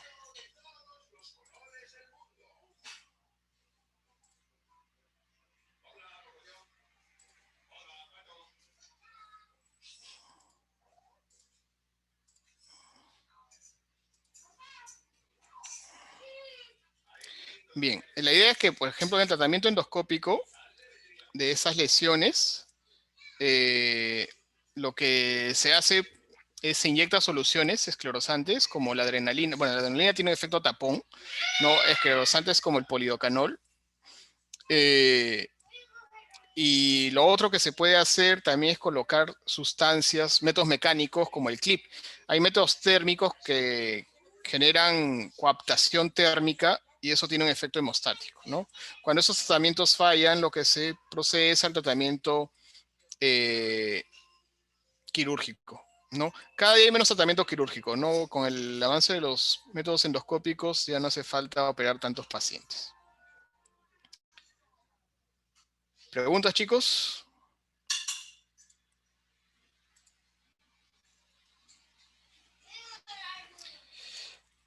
Ya, seguimos entonces. Seguimos ahora con el tratamiento de la infección por Helicobacter pylori, ¿no? La otra causa importante de úlcera es Helicobacter pylori. Y eso ya lo vieron ustedes en sus clases de clínica. Y yo lo que les voy a traer es más o menos el enfoque latinoamericano, ¿no? Porque, pucha, hacemos muchas cosas que parecen que están bien porque lo hace todo el mundo. De hecho, hay un consenso de tratamiento de Helicobacter que es de Maastricht, pero el consenso latinoamericano no tiene actualización desde hace casi 10 años, ¿no? En cuanto a las estadísticas, el 60% de la humanidad tiene Helicobacter pylori, casi no, eso no está en el primer mundo. África tiene el 79%, América Latina el 63% de la población tiene Helicobacter pylori, Asia el 53%, en los países del primer mundo, Norteamérica, Oceanía es menos. No, y el problema con Helicobacter pylori es que siempre produce gastritis. Ese cambio histológico, la causa más común es Helicobacter pylori. Linfocitos plasmocitos mononucleares, culpa de esta bacteria. 80% de las personas son asintomáticas y no nos preocupa tanto, nos preocupa más el 20% sintomático, ¿no? De ellos un grupo van a desarrollan úlcera, otros hacen dispepsia, por eso está dentro de los que dentro del esquema de tratamiento de la dispepsia. Un grupo importante desarrolla cáncer, que puede ser no carcinoma, puede ser linfoma, puede haber desarrollo de trombocitopenia, anemia o déficit de vitamina B12. Son complicaciones del Helicobacter pylori y esas son las indicaciones de tratarlo. ¿Cuáles son los beneficios de erradicar el Helicobacter pylori? ¿No? Por ejemplo, en los pacientes que van a usar AINES o aspirina por largo tiempo, va a reducir el riesgo de úlcera y de sangrado. En el uso crónico de los IVP, lo que pasa, pues cuando hay Helicobacter pylori, es que al bloquear el IVP y está el Helicobacter presente, la progresión a atrofia y a gastritis crónica es más alta, ¿no? Y si recuerdan, en la primera charla hablábamos sobre el rol de la atrofia en el riesgo del desarrollo del cáncer, ¿no? Entonces, erradicar IVP antes de uso crónico de IVP, erradicar el Helicobacter pylori antes del uso crónico de IVP es importante. En los pacientes que han sido tratados de cáncer endoscópico o por cirugías pequeñas donde no ha habido gastrectomía, va a disminuir el riesgo de desarrollo de cáncer gástrico metacrónico. En el linfoma MALT de bajo grado, en los pacientes que la enfermedad está confinada a la mucosa, es el tratamiento definitivo, ¿ya? En los pacientes con gastritis atrófica, en la puntuación de Olga 0, 1 o 2, disminuye el riesgo de progresión al cáncer, ¿no? Hay una clasificación Olguín que es con metaplasia intestinal, es igualita que la de atrofia, pero se usa metaplasia intestinal, ¿no? En esos pacientes disminuye el riesgo de progresión al cáncer. En la dispepsia, ¿no? En los pacientes que tienen historia familiar de cáncer gástrico también es importante. Y obviamente en los pacientes que tienen anemia ferropénica, anemia megaloblástica, trombocitopenia autoinmune, va a mejorar la absorción de hierro, va a mejorar la absorción de vitamina B12 y va a aumentar el número de plaquetas.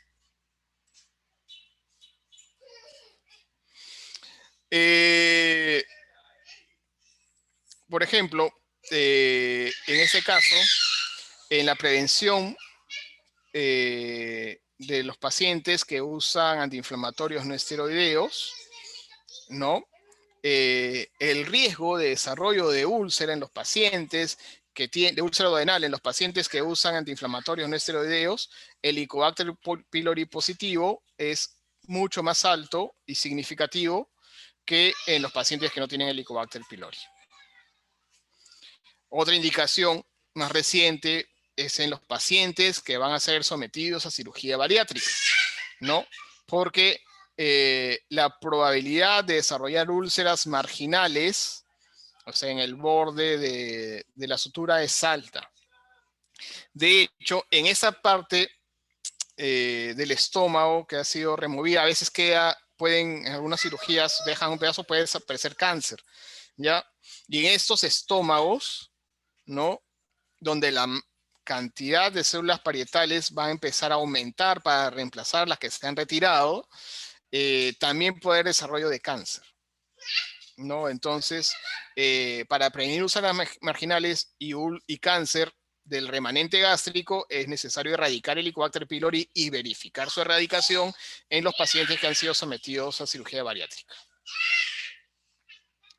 De hecho, en los pacientes que han sido sometidos a cirugía bariátrica, la absorción del omeprazol ya disminuye, lo que significa que hay menor efecto en la disminución de la acidez. Y uno de los pilares del tratamiento para el Helicobacter pylori es disminuir la secreción de ácido. Y eso les voy a hablar un poquito más adelante, ¿ya? No, pero si ya perdí una de mis herramientas terapéuticas, que es disminuir la acidez, va a ser muy difícil tratar el Helicobacter pylori después de haber resecado el estómago. Erradicar el Helicobacter pylori es un trabajo súper reciente, ¿ya? Que se ha hecho en las Islas Matsu, que son las Islas Matsu.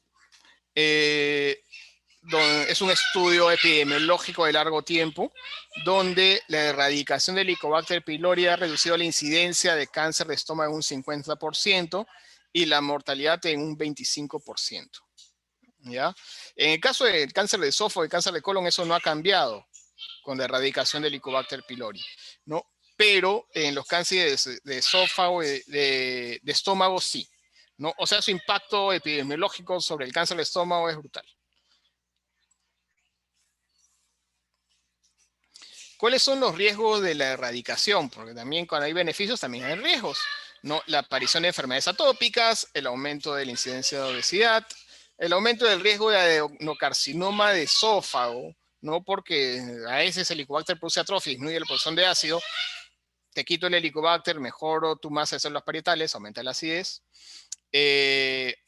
Modificación del microbioma, ¿no? Por el uso de los antibióticos, los antiácidos, los efectos propios adversos del uso de antibióticos y la aparición de cepas resistentes a antibióticos producto de los tratamientos fallidos. ¿Qué hay que tener en cuenta para el tratamiento del Helicobacter? el tratamiento debe ser 14 días, los tratamientos de 7 y 10 días no sirven, al menos no sirven en Latinoamérica. Se tiene que usar alta dosis de inhibidor de 9 protones. ¿Ya? Los inhibidores de 9 protones tienen efectos sobre la estabilidad del antibiótico, sobre la masa de células parietales, sobre la resistencia del Helicobacter pylori. El esquema ideal es inhibidor de 9 protones a alta dosis más 3 antibióticos. ¿Ok? Estamos hablando de 4 medicamentos, no los esquemas de 3. Para Latinoamérica parece que es mejor los esquemas de 4 drogas, o sea, con 3 antibióticos. IVP más amoxicilina, ¿sí? Y a alta dosis de amoxicilina. Si he tenido un tratamiento que ha fallado en el que usé macrolidos o usé quinolona, la quinolona que se usa en el levofloxacino, no debo repetirlo en un segundo esquema. Y es importante que se desarrollen esquemas de eficacia local, para lo cual tenemos que tener estudios de resistencia. En el Perú no tenemos estudios de resistencia al Helicobacter. Esa es una de nuestras desventajas. Alta dosis de IVP, por ejemplo, este es un metaanálisis, ¿no? Donde podemos ver pues, que se compara esomeprazol de 20 versus 40 dosis al día, esomeprazol de 20 versus 40 dosis al día, omeprazol de 20 versus esomeprazol de 40, rabeprazol de 10 versus rabeprazol de 20 miligramos, o sea, la baja dosis o dosis estándar, dosis al día con alta dosis, más amoxicilina con claritromicina en esquemas de 14 a 7 días, y la conclusión es que la alta dosis tiene mejores tasas de erradicación. Y sigamos inhibiendo el ácido y usemos ergonoprazán, ¿no? Y llegamos a tener tasas de erradicación súper altas, de 90, 95 hasta 87%, ¿no? Incluso usando pues claritromicina o amoxicilina a dosis menores, ¿no? Lo que significa que el rol de la supresión de ácido en el tratamiento para Helicobacter pylori es determinante, ¿no? Dosis altas, dobles.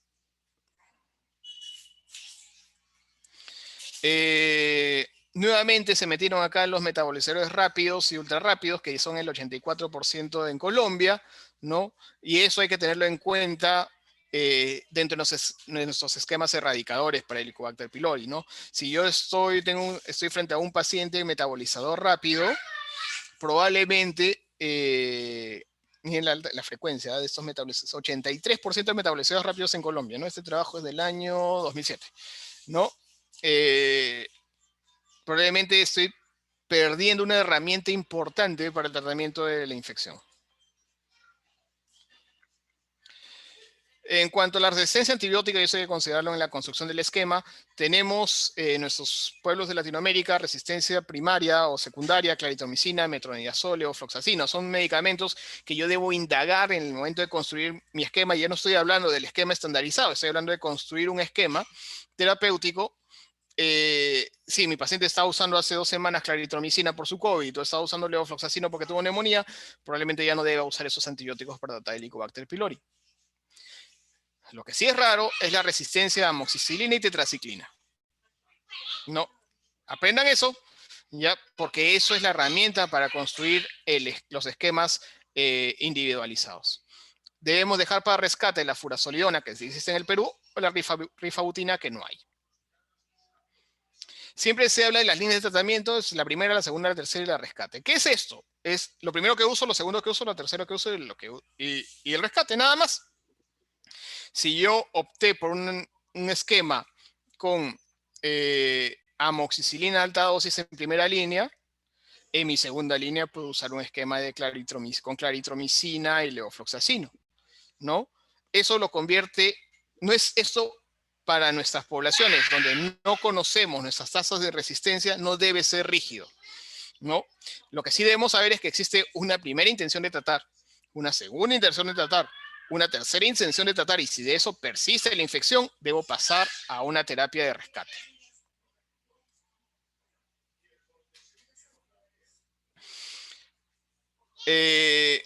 Comparemos las terapias guiadas por su susceptibilidad antibiótica, ¿no? esos son intención a tratar y eso es un protocolo, ¿no? Tiene una eficacia de 91 a 97%, ¿no? La terapia empírica cuádruple, cuando uso 3 antibióticos y un inhibidor de protones de alta dosis, si lo uso por protocolo, bueno, en un estudio de ensayo puede tener una eficacia de 97, ¿no? Con intención de tratamiento tiene eficacias mayores a 85%, ¿no? Entonces es válido que yo use una terapia cuádruple, ¿no? Con 3 antibióticos para el tratamiento de Helicobacter pylori, sobre todo cuando mi intención es erradicarlo. ¿Qué dice Maastricht? No, debo considerar, Maastricht es una ciudad de Holanda donde se hacen los consensos para Helicobacter pylori, si son gastros van a ir por ahí. Si el paciente tiene Helicobacter pylori, debo considerar si ha estado expuesto al uso de macrólidos y debo investigar la resistencia local, ¿no? Si es un lugar donde hay resistencia a claritromicina, ¿no? Entonces, si es así, no debo pasar una terapia cuádruple con bismuto, ¿no? Y si no es así, yo lo que puedo usar, debo considerar si mi paciente es resistente, alérgico o no alérgico a penicilina. Si no es alérgico a penicilina, uso mi esquema triple, amoxiclaritro y inhibidor de protones. Y si es alérgico a penicilina, cambio la amoxi por metronidazol. ¿Ya? Eso es lo que dice Maastricht, es lo que han visto probablemente en sus clases. Pero el Perú no es así, ¿ya? Y Latinoamérica no es así, ¿no? Entonces nosotros acá, por este lado del mundo, tenemos que construir nuestros esquemas de erradicación, ¿no? Entonces nuestros esquemas van a ser cuádruples, todos con, probablemente el bismuto sea el medicamento que nos va a ayudar, ¿no? Terapia triple con inhibidor de bomba de protones a alta dosis, amoxicilina, claritromicina, que es el esquema clásico, y le agrego bismuto, terapia cuádruple, ¿no? Existe una cuádruple clásica, ¿ya? Que es la de inhibidor de bomba de protones 2 veces al día, bismuto 4 veces al día, tetraciclina 4 veces al día y metronidazol 4 veces al día, pudiéndose cambiar el metronidazol por furazolidona. Ya en los inicios de la infección de por Helicobacter pylori, el grupo de Cayetano trabajó este esquema con bismuto, bismuto, tetraciclina y furazolidona. Ya, es bastante eficaz. Ya, el problema es la tolerancia, ¿no? Con el uso de inhibidor de protones y probióticos, la tolerancia mejora. Otro esquema cuádruple es usar inhibidor de protones alta dosis, amoxicilina alta dosis, 1 gramo 3 veces al día, tetraciclina 4 veces al día y bismuto, ¿no? Y la otra opción es cambiarle tetraciclina por metronidazol, siempre con amoxicilina alta dosis. Probablemente este régimen terapéutico tenga mucho éxito, sobre todo por el uso de amoxicilina.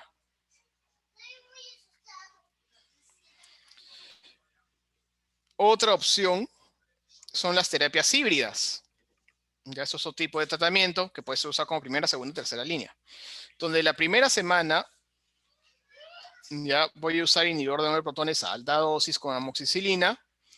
Y la segunda semana voy a usar inhibidor de protones más amoxicilina, más 2 antibióticos, que puede ser la claritromicina y puede ser el metronidazol. Siempre la base es amoxicilina y IVP alta dosis. En Colombia están usando un esquema de 14 días donde tiene amoxicilina 2 gramos al día, omeprazol 80 miligramos al día por una semana, y los últimos 7 días le agregan bismuto y doxiciclina 2 veces al día. La doxiciclina es una versión moderna de la tetraciclina con menos efectos adversos. Otra opción, la terapia dual. ¿Ya? La terapia dual se sostiene en alta dosis de IVP y alta dosis de amoxicilina. ¿Ya? Es altamente eficaz. Probablemente eso sea el futuro, sobre todo para Latinoamérica, porque se usa un antibiótico súper económico que es la amoxicilina, ¿no? 2 gramos al día a 3 gramos al día, con inhibidor de protones 3 veces al día por 14 días. Probablemente la consecuencia de esto va a ser mayor resistencia a amoxicilina en algunos años, ¿no? Pero como esquema parece ser bastante saludable porque solo usa 2 medicamentos. En los lugares donde hay vonoprazan se puede cambiar el IVP por vonoprazan.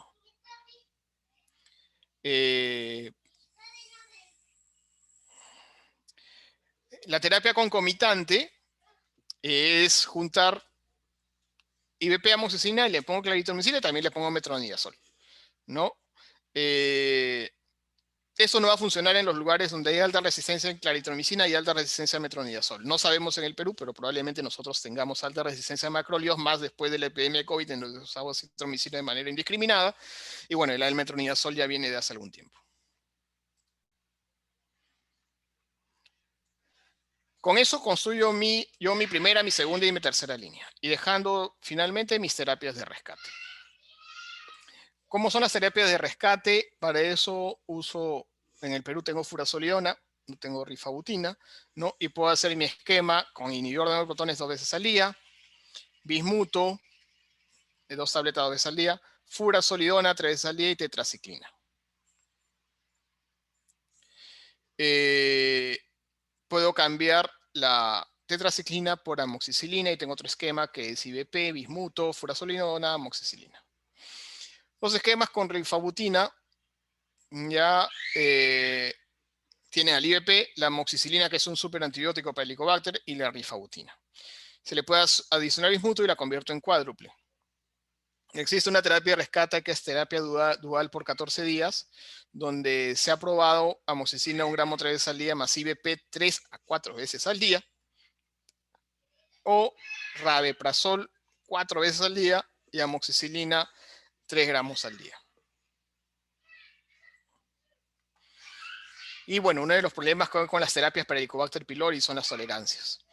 Los probióticos no solo mejoran la tolerancia, sino también hay trabajos que hablan sobre que mejoran la eficacia del tratamiento, ¿no? Probablemente eso está muy relacionado a mejor tolerancia, ¿no? Disminuye los efectos adversos, sobre todo las náuseas propias de los antibióticos, y va a restaurar la microbiota intestinal dañada por el uso de antibióticos, sobre todo cuando se usa alta dosis. Las tasas de erradicación pueden aumentar, por ejemplo, con probiótico 83%, sin probiótico 74%. Y creo que queda claro que en el tratamiento de erradicador para la infección de Helicobacter pylori, el uso de inhibidores de bomba de protones a alta dosis, la amoxicilina a alta dosis, ¿no? Y los esquemas cuádruples son la elección.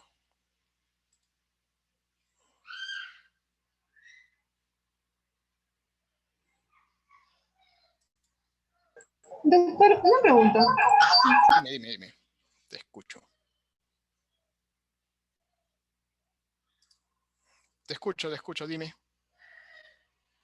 ¿Alguien quería preguntar algo? Sí, doctor.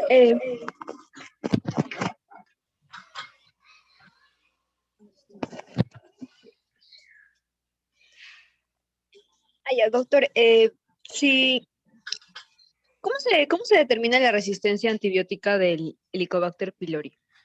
La resistencia antibiótica del Helicobacter pylori hay varios mecanismos para identificarla.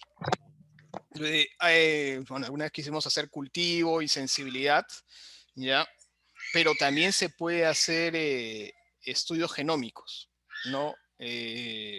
A través del mapa genético determinar los genes que generan resistencia, ¿no? Son las formas de investigar la resistencia antibiótica. No es simple, ¿no? Porque obtener al Helicobacter viable de la muestra no es tan sencillo. Y encontrar un medio de cultivo tampoco es simple, ¿no? Son técnicas sumamente costosas. ¿Se pueden hacer? Se pueden hacer, sí. En el Perú los laboratorios grandes pueden hacer detección de resistencia antibiótica para Helicobacter pylori. Y la otra forma es la molecular, ¿no? Esa forma probablemente en el futuro sea la más asequible.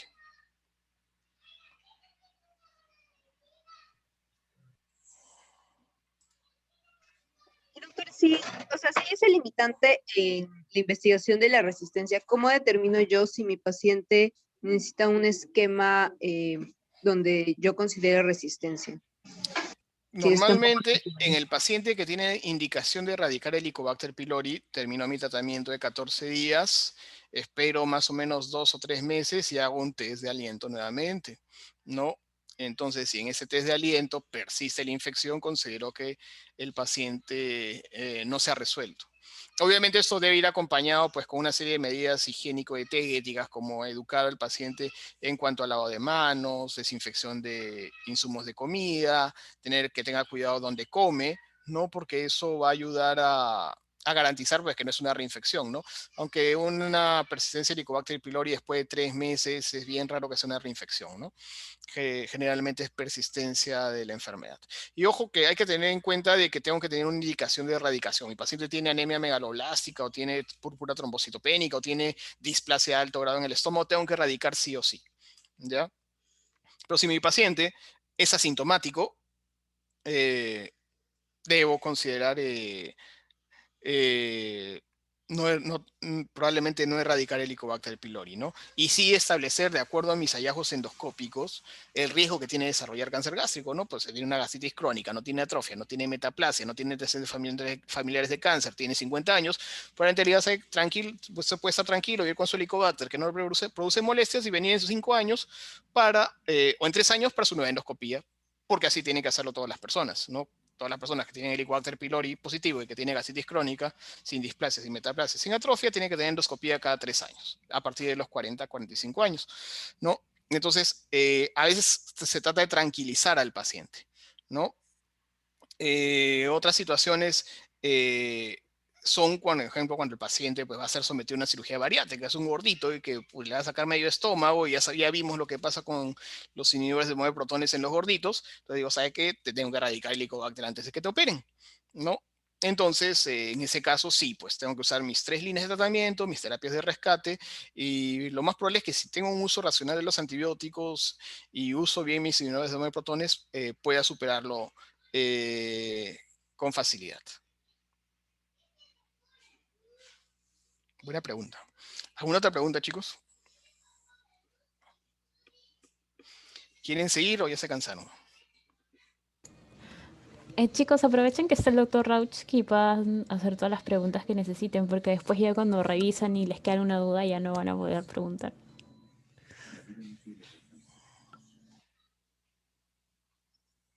Doctor, una pregunta. En el caso de las personas jóvenes que tienen gastritis crónica, ¿las endoscopías de control se van a hacer también cada 3 años? No, la endoscopía es vistaje de cáncer de estómago es a partir de los 45 hasta ahora. Probablemente, como les dije, en 5 años sea a partir de los 40, ¿no? Una persona joven con gastritis crónica, hay que decirle, pues, si no tiene síntomas, su próxima endoscopía a los 45 años. No, esas endoscopías de una vez al año en jóvenes, eso no suelen ser muy útiles, ¿no? Porque generalmente en jóvenes lo que encontramos más es dispepsia funcional o es un ERGE mal diagnosticado.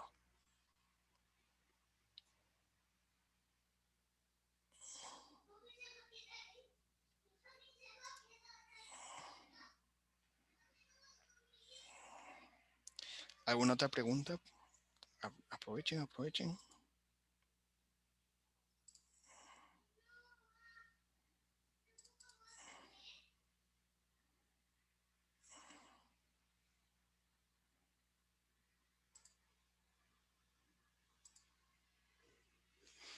Al toque, antes de que se vayan, ¿ya? Sobre la seguridad de los inhibidores de mueve protones, porque probablemente van a leer en muchos lugares que estos fármacos producen osteoporosis, insuficiencia renal, demencia, ¿no? El problema es que cada día se usan más, de hecho son los fármacos más usados en el mundo, ¿no? Están lejos de ser el fármaco antisecretorio ideal, pues hay este tema de los metabolizadores rápidos, ¿no? El tema de que no llega a bloquear el ácido todo lo que queremos. Se usan un montón y se sobreusan, sobre todo al paciente por gases o diarrea les dan inhibidores de protones. Hay muy baratos, ¿no? Y bueno, se han reportado un montón de efectos adversos. Y lo que les decía, pues no parece una proporción entre la cantidad de enfermedades relacionadas al ácido y el número de pacientes que que lo usan mucho más. Y hay una serie de efectos adversos reportados: demencia, neumonía, rhabdomiolisis, osteoporosis, insuficiencia renal, colitis sobrepoblación bacteriana intestinal, diarrea prococidio difficile, anemia, peritonitis bacteriana espontánea en cirróticos, es decir, es el drama. Se han clasificado, esta es una de las clínicas de Norteamérica, ¿no? Los riesgos conocidos, las fracturas, la interacción clorpidrogel que producía más infarto, infección por Clostridio difficile, neumonía, déficit de magnesio. Preocupa otros riesgos potenciales más recientes, son la nefritis intersticial, que es una repetición de fenómenos renales agudos, enfermedad cardíaca, sobrepresión bacteriana, peritonitis bacteriana, diarrea del viajero.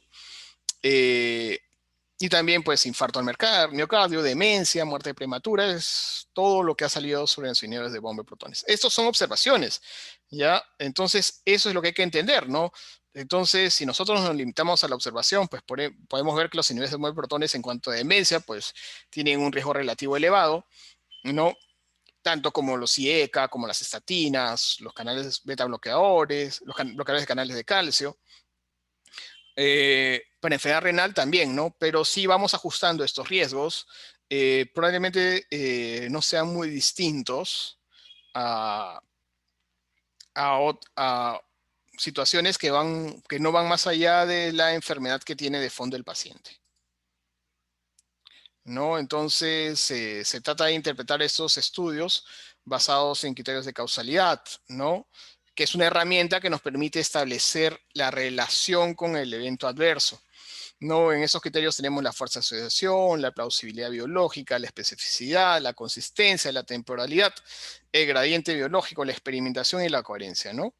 Por ejemplo, en la fuerza de asociación es qué tan fuerte es el intervalo de confianza, el odds ratio, ¿no? Qué tan fuerte es la relación que hay entre el evento esperado, se mide con el OR, ¿no? Que tienen que ser súper altos para ser confiables, que la hipótesis sea razonable, la hipótesis, el mecanismo que lo produce, el efecto adverso, que sea la única causa y no existan otros factores, difícil de demostrar en el perfil de los pacientes que presentan la complicación, que los estudios sean publicados en varios sitios, en distintos tipos de población, hay pocos trabajos en realidad, que hay una relación en cuanto a la temporalidad, que se cumpla un gradiente biológico, o sea que hay una relación entre la dosis, la respuesta, el tiempo de uso y la respuesta, que se puede reproducir en modelos animales y que esos hallazgos sean coherentes.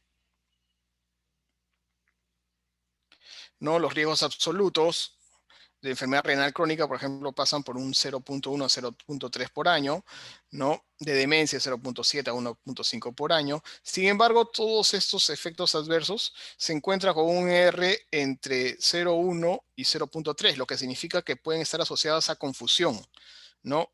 Los de riesgo incrementado tienen que tener un OR mayor a 3, ¿ya?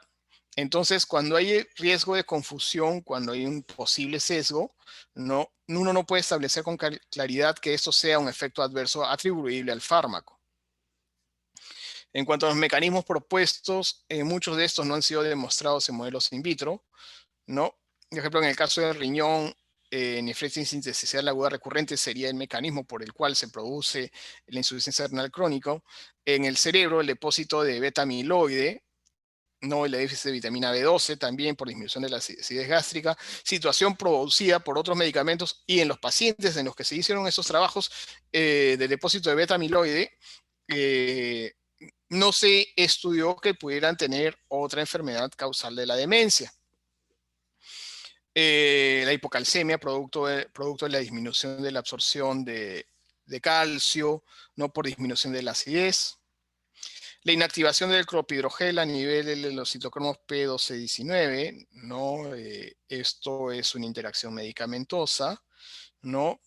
Donde lo que haría el inhibidor de bomba de protones es inducir la actividad enzimática del citocromo P12-19 para eliminar rápidamente el clopidogrel y que se perdía su efecto. Sin embargo, en los trabajos donde se publicó esto no tuvieron en cuenta que el 30% de los pacientes que usan clopidogrel desarrollan un evento cardiovascular, nuevamente a pesar del medicamento, sin usar IVP, ¿no? Entonces, cuando se compara de esa manera, este riesgo desaparece, ¿no?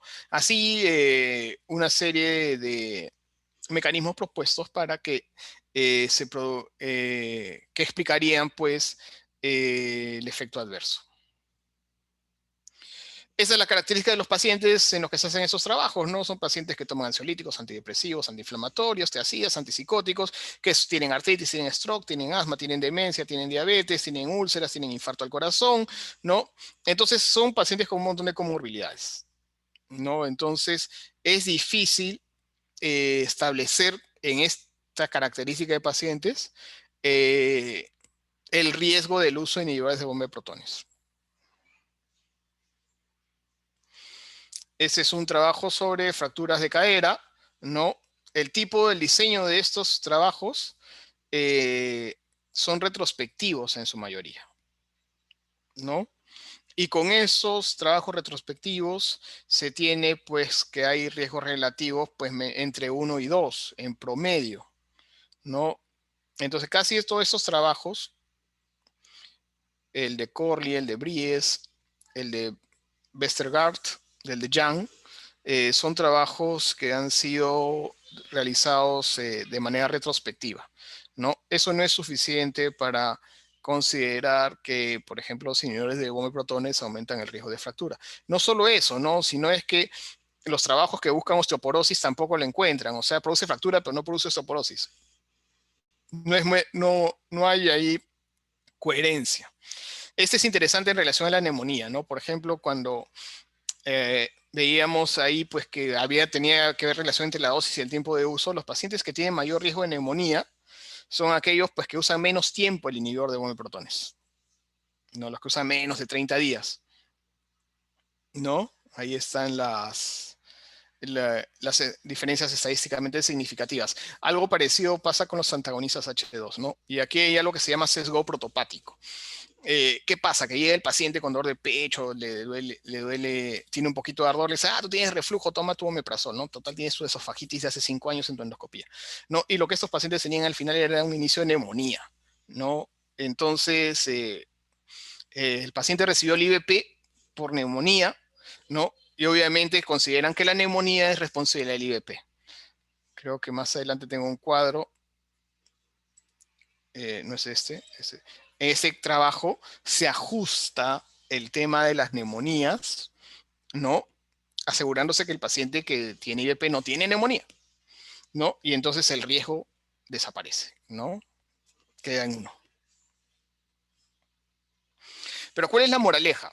La moraleja es que debemos usar los inhibidores de bomba de protones responsablemente, si no van a seguir apareciendo más de estas cosas y va a ser más difícil identificar a los pacientes que los usan. Si realmente tienen o no tienen un efecto adverso por el uso del fármaco, ¿no? Entonces se tiene que usar responsablemente y, por ejemplo, si yo tengo un paciente que no tiene indicación del uso inhibidor de bomba de protones, tengo que detenerlo, ¿no? Eso es algo que ustedes van a tener que hacer, ¿ya? Si la indicación es desconocida y no me queda claro que si tuvo úlcera, tuvo ERGE, tuvo esofagitis, o tiene una enfermedad pues que tiene un tratamiento final, cumple el periodo de la enfermedad desconocida y lo detengo, ¿ya? Si, por ejemplo, tiene pues una úlcera o está en tratamiento para Helicobacter pylori, no ha estado en profilaxis de úlcera por estrés en cuidados intensivos, debo detener el tratamiento. ¿Y qué tengo que hacer con esos pacientes? Monitorizar. A ver si hace síntomas relacionados a la acidez y buscar si su síntoma de repente es por un problema no relacionado a la acidez y tratarlo. Existen los pacientes que sí van a requerir terapia por largo tiempo, por los que tienen Barrett, los que tienen esofagitis Los Ángeles CDD, ¿no? Los que van a usar AINES y tienen alto riesgo gastrointestinal. En esos pacientes tengo que monitorizar. No, esos pacientes deben ser monitorizados, deben ser seguidos, porque en busca de los efectos adversos que podrían presentar. Ya para terminar, y porque está de moda, en relación al COVID-19, la acidez afecta al coronavirus. Un pH menor a 3 disminuye la cantidad del virus. El virus está en el intestino porque hay receptores ácidos en el intestino. Y se ha encontrado gastritis, enteritis y colitis producto del COVID. ¿ya? Hay una gran respuesta inmunitaria a nivel intestinal, ¿ya? Lo que significa, pues, que la acidez tiene un rol en la relación del organismo con el coronavirus. Sin embargo, por ejemplo, se han encontrado fármacos como la famotidina, y eso no significa que la famotidina sirva para el COVID, ¿ya? Pero que podrían inhibir la formación de proteínas no estructurales del coronavirus y de esa manera disminuir la carga viral, ¿no? Esa relación, eso lo saca una relación de cerca de 400 medicamentos, ¿no? Ahí está por ahí metido el carvedilol también. ¿Qué pasa? Que parece pues que los pacientes que usan inhibidores de bomba de protones tienen mayor riesgo de desarrollar COVID-19, ¿no? Dándole al ácido del estómago un rol protector, no contra la infección. Pero por otro lado se ha visto pues que el omeprazol también podría inhibir la replicación viral y sobre todo aumenta la eficacia de un antiviral como el remdesivir en 10 veces, ¿no? Y de la protinina en 2.7. ¿Qué sucede? Este es probablemente el trabajo en relación a uso inhibidor de bomba de protones y COVID más difundido. Sucede que, por ejemplo, aquellas personas que no usan inhibidor de bomba de protones no tienen mayor riesgo de desarrollar formas graves de COVID-19, ¿no? Si se contagian. Parece que las personas que usan por corto tiempo tienen más riesgo en ambas situaciones de desarrollar formas graves de UCI, necesitando más oxigenoterapia, más ingreso a UCI, más ventilación, más muerto o combinación de eso. ¿Ya? Ese trabajo podría enmarcarse dentro del sesgo protopático, pues no, porque los pacientes que usan menos de 30 días tienen más riesgo que los que usan más de 30 días. ¿Será esto verdad? ¿No será esto verdad? De nuevo, la reflexión es la misma en relación a los efectos adversos del inhibidor de 9 protones. Tiene que usarse responsablemente. No, si tengo un paciente que está usando inhibidor de 9 protones porque le tiene gases, pues hay que retirárselo. ¿No? Entonces, la moraleja hacia el futuro que queda es que en ese tipo de medicamentos y con cualquiera, tiene que usarse de manera responsable, ¿no? Para evitar sus efectos adversos o consecuencias negativas en los pacientes.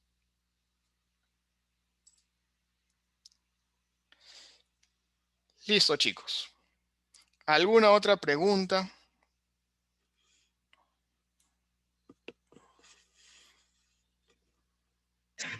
Doctor, ¿se ha visto asociación con otro tipo de infecciones? El uso de bomba inhibidora de protones. Sí, de hecho, bueno, las neumonías son infecciones, ¿no? Pero quizás la más importante sean las infecciones gastrointestinales, ¿no? Si yo te quito el ácido del estómago y te comes tu salchipapa en la puerta del hospital, obviamente entra un germen que habitualmente el ácido lo eliminaría y vas a tener mayor riesgo de desarrollar diarrea. Otra de las condiciones es, en algunos grupos de pacientes, es sobrepoblación bacteriana intestinal, o sea, una colonización lenta de bacterias que no deberían estar, o el crecimiento de algún tipo particular de bacterias en una parte del intestino, generalmente el intestino proximal, ¿no? Que va a generar episodios recurrentes de diarrea. Y en personas que están en las unidades de cuidados intensivos, mayor riesgo de diarrea asociada a Clostridium difficile, ¿no? Incluso colitis pseudomembranosa.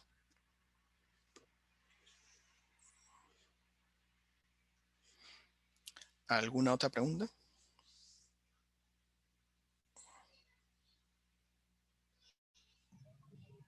Doctor, el conocimiento de los metabolizadores rápidos y lentos tendría ahorita implicancias en nuestro medio, porque creo que no hay estudios.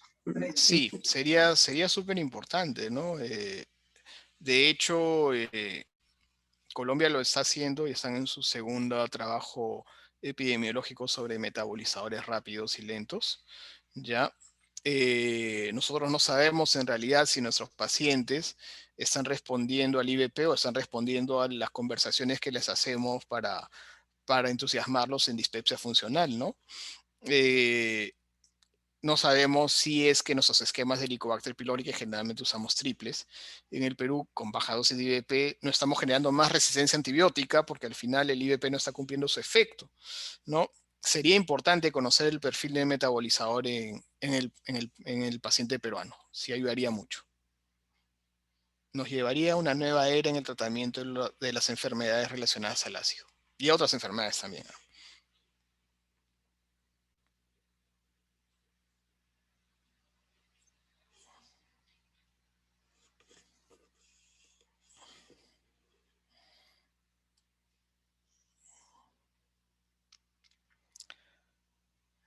Listo, chicos. Espero que se hayan entretenido. Ya. Seguro por ahí nos vamos a ver en el futuro, ¿no? Y cualquier duda siempre estamos para responderla. ¿Ok? Cuídense. Buenas noches. Chau.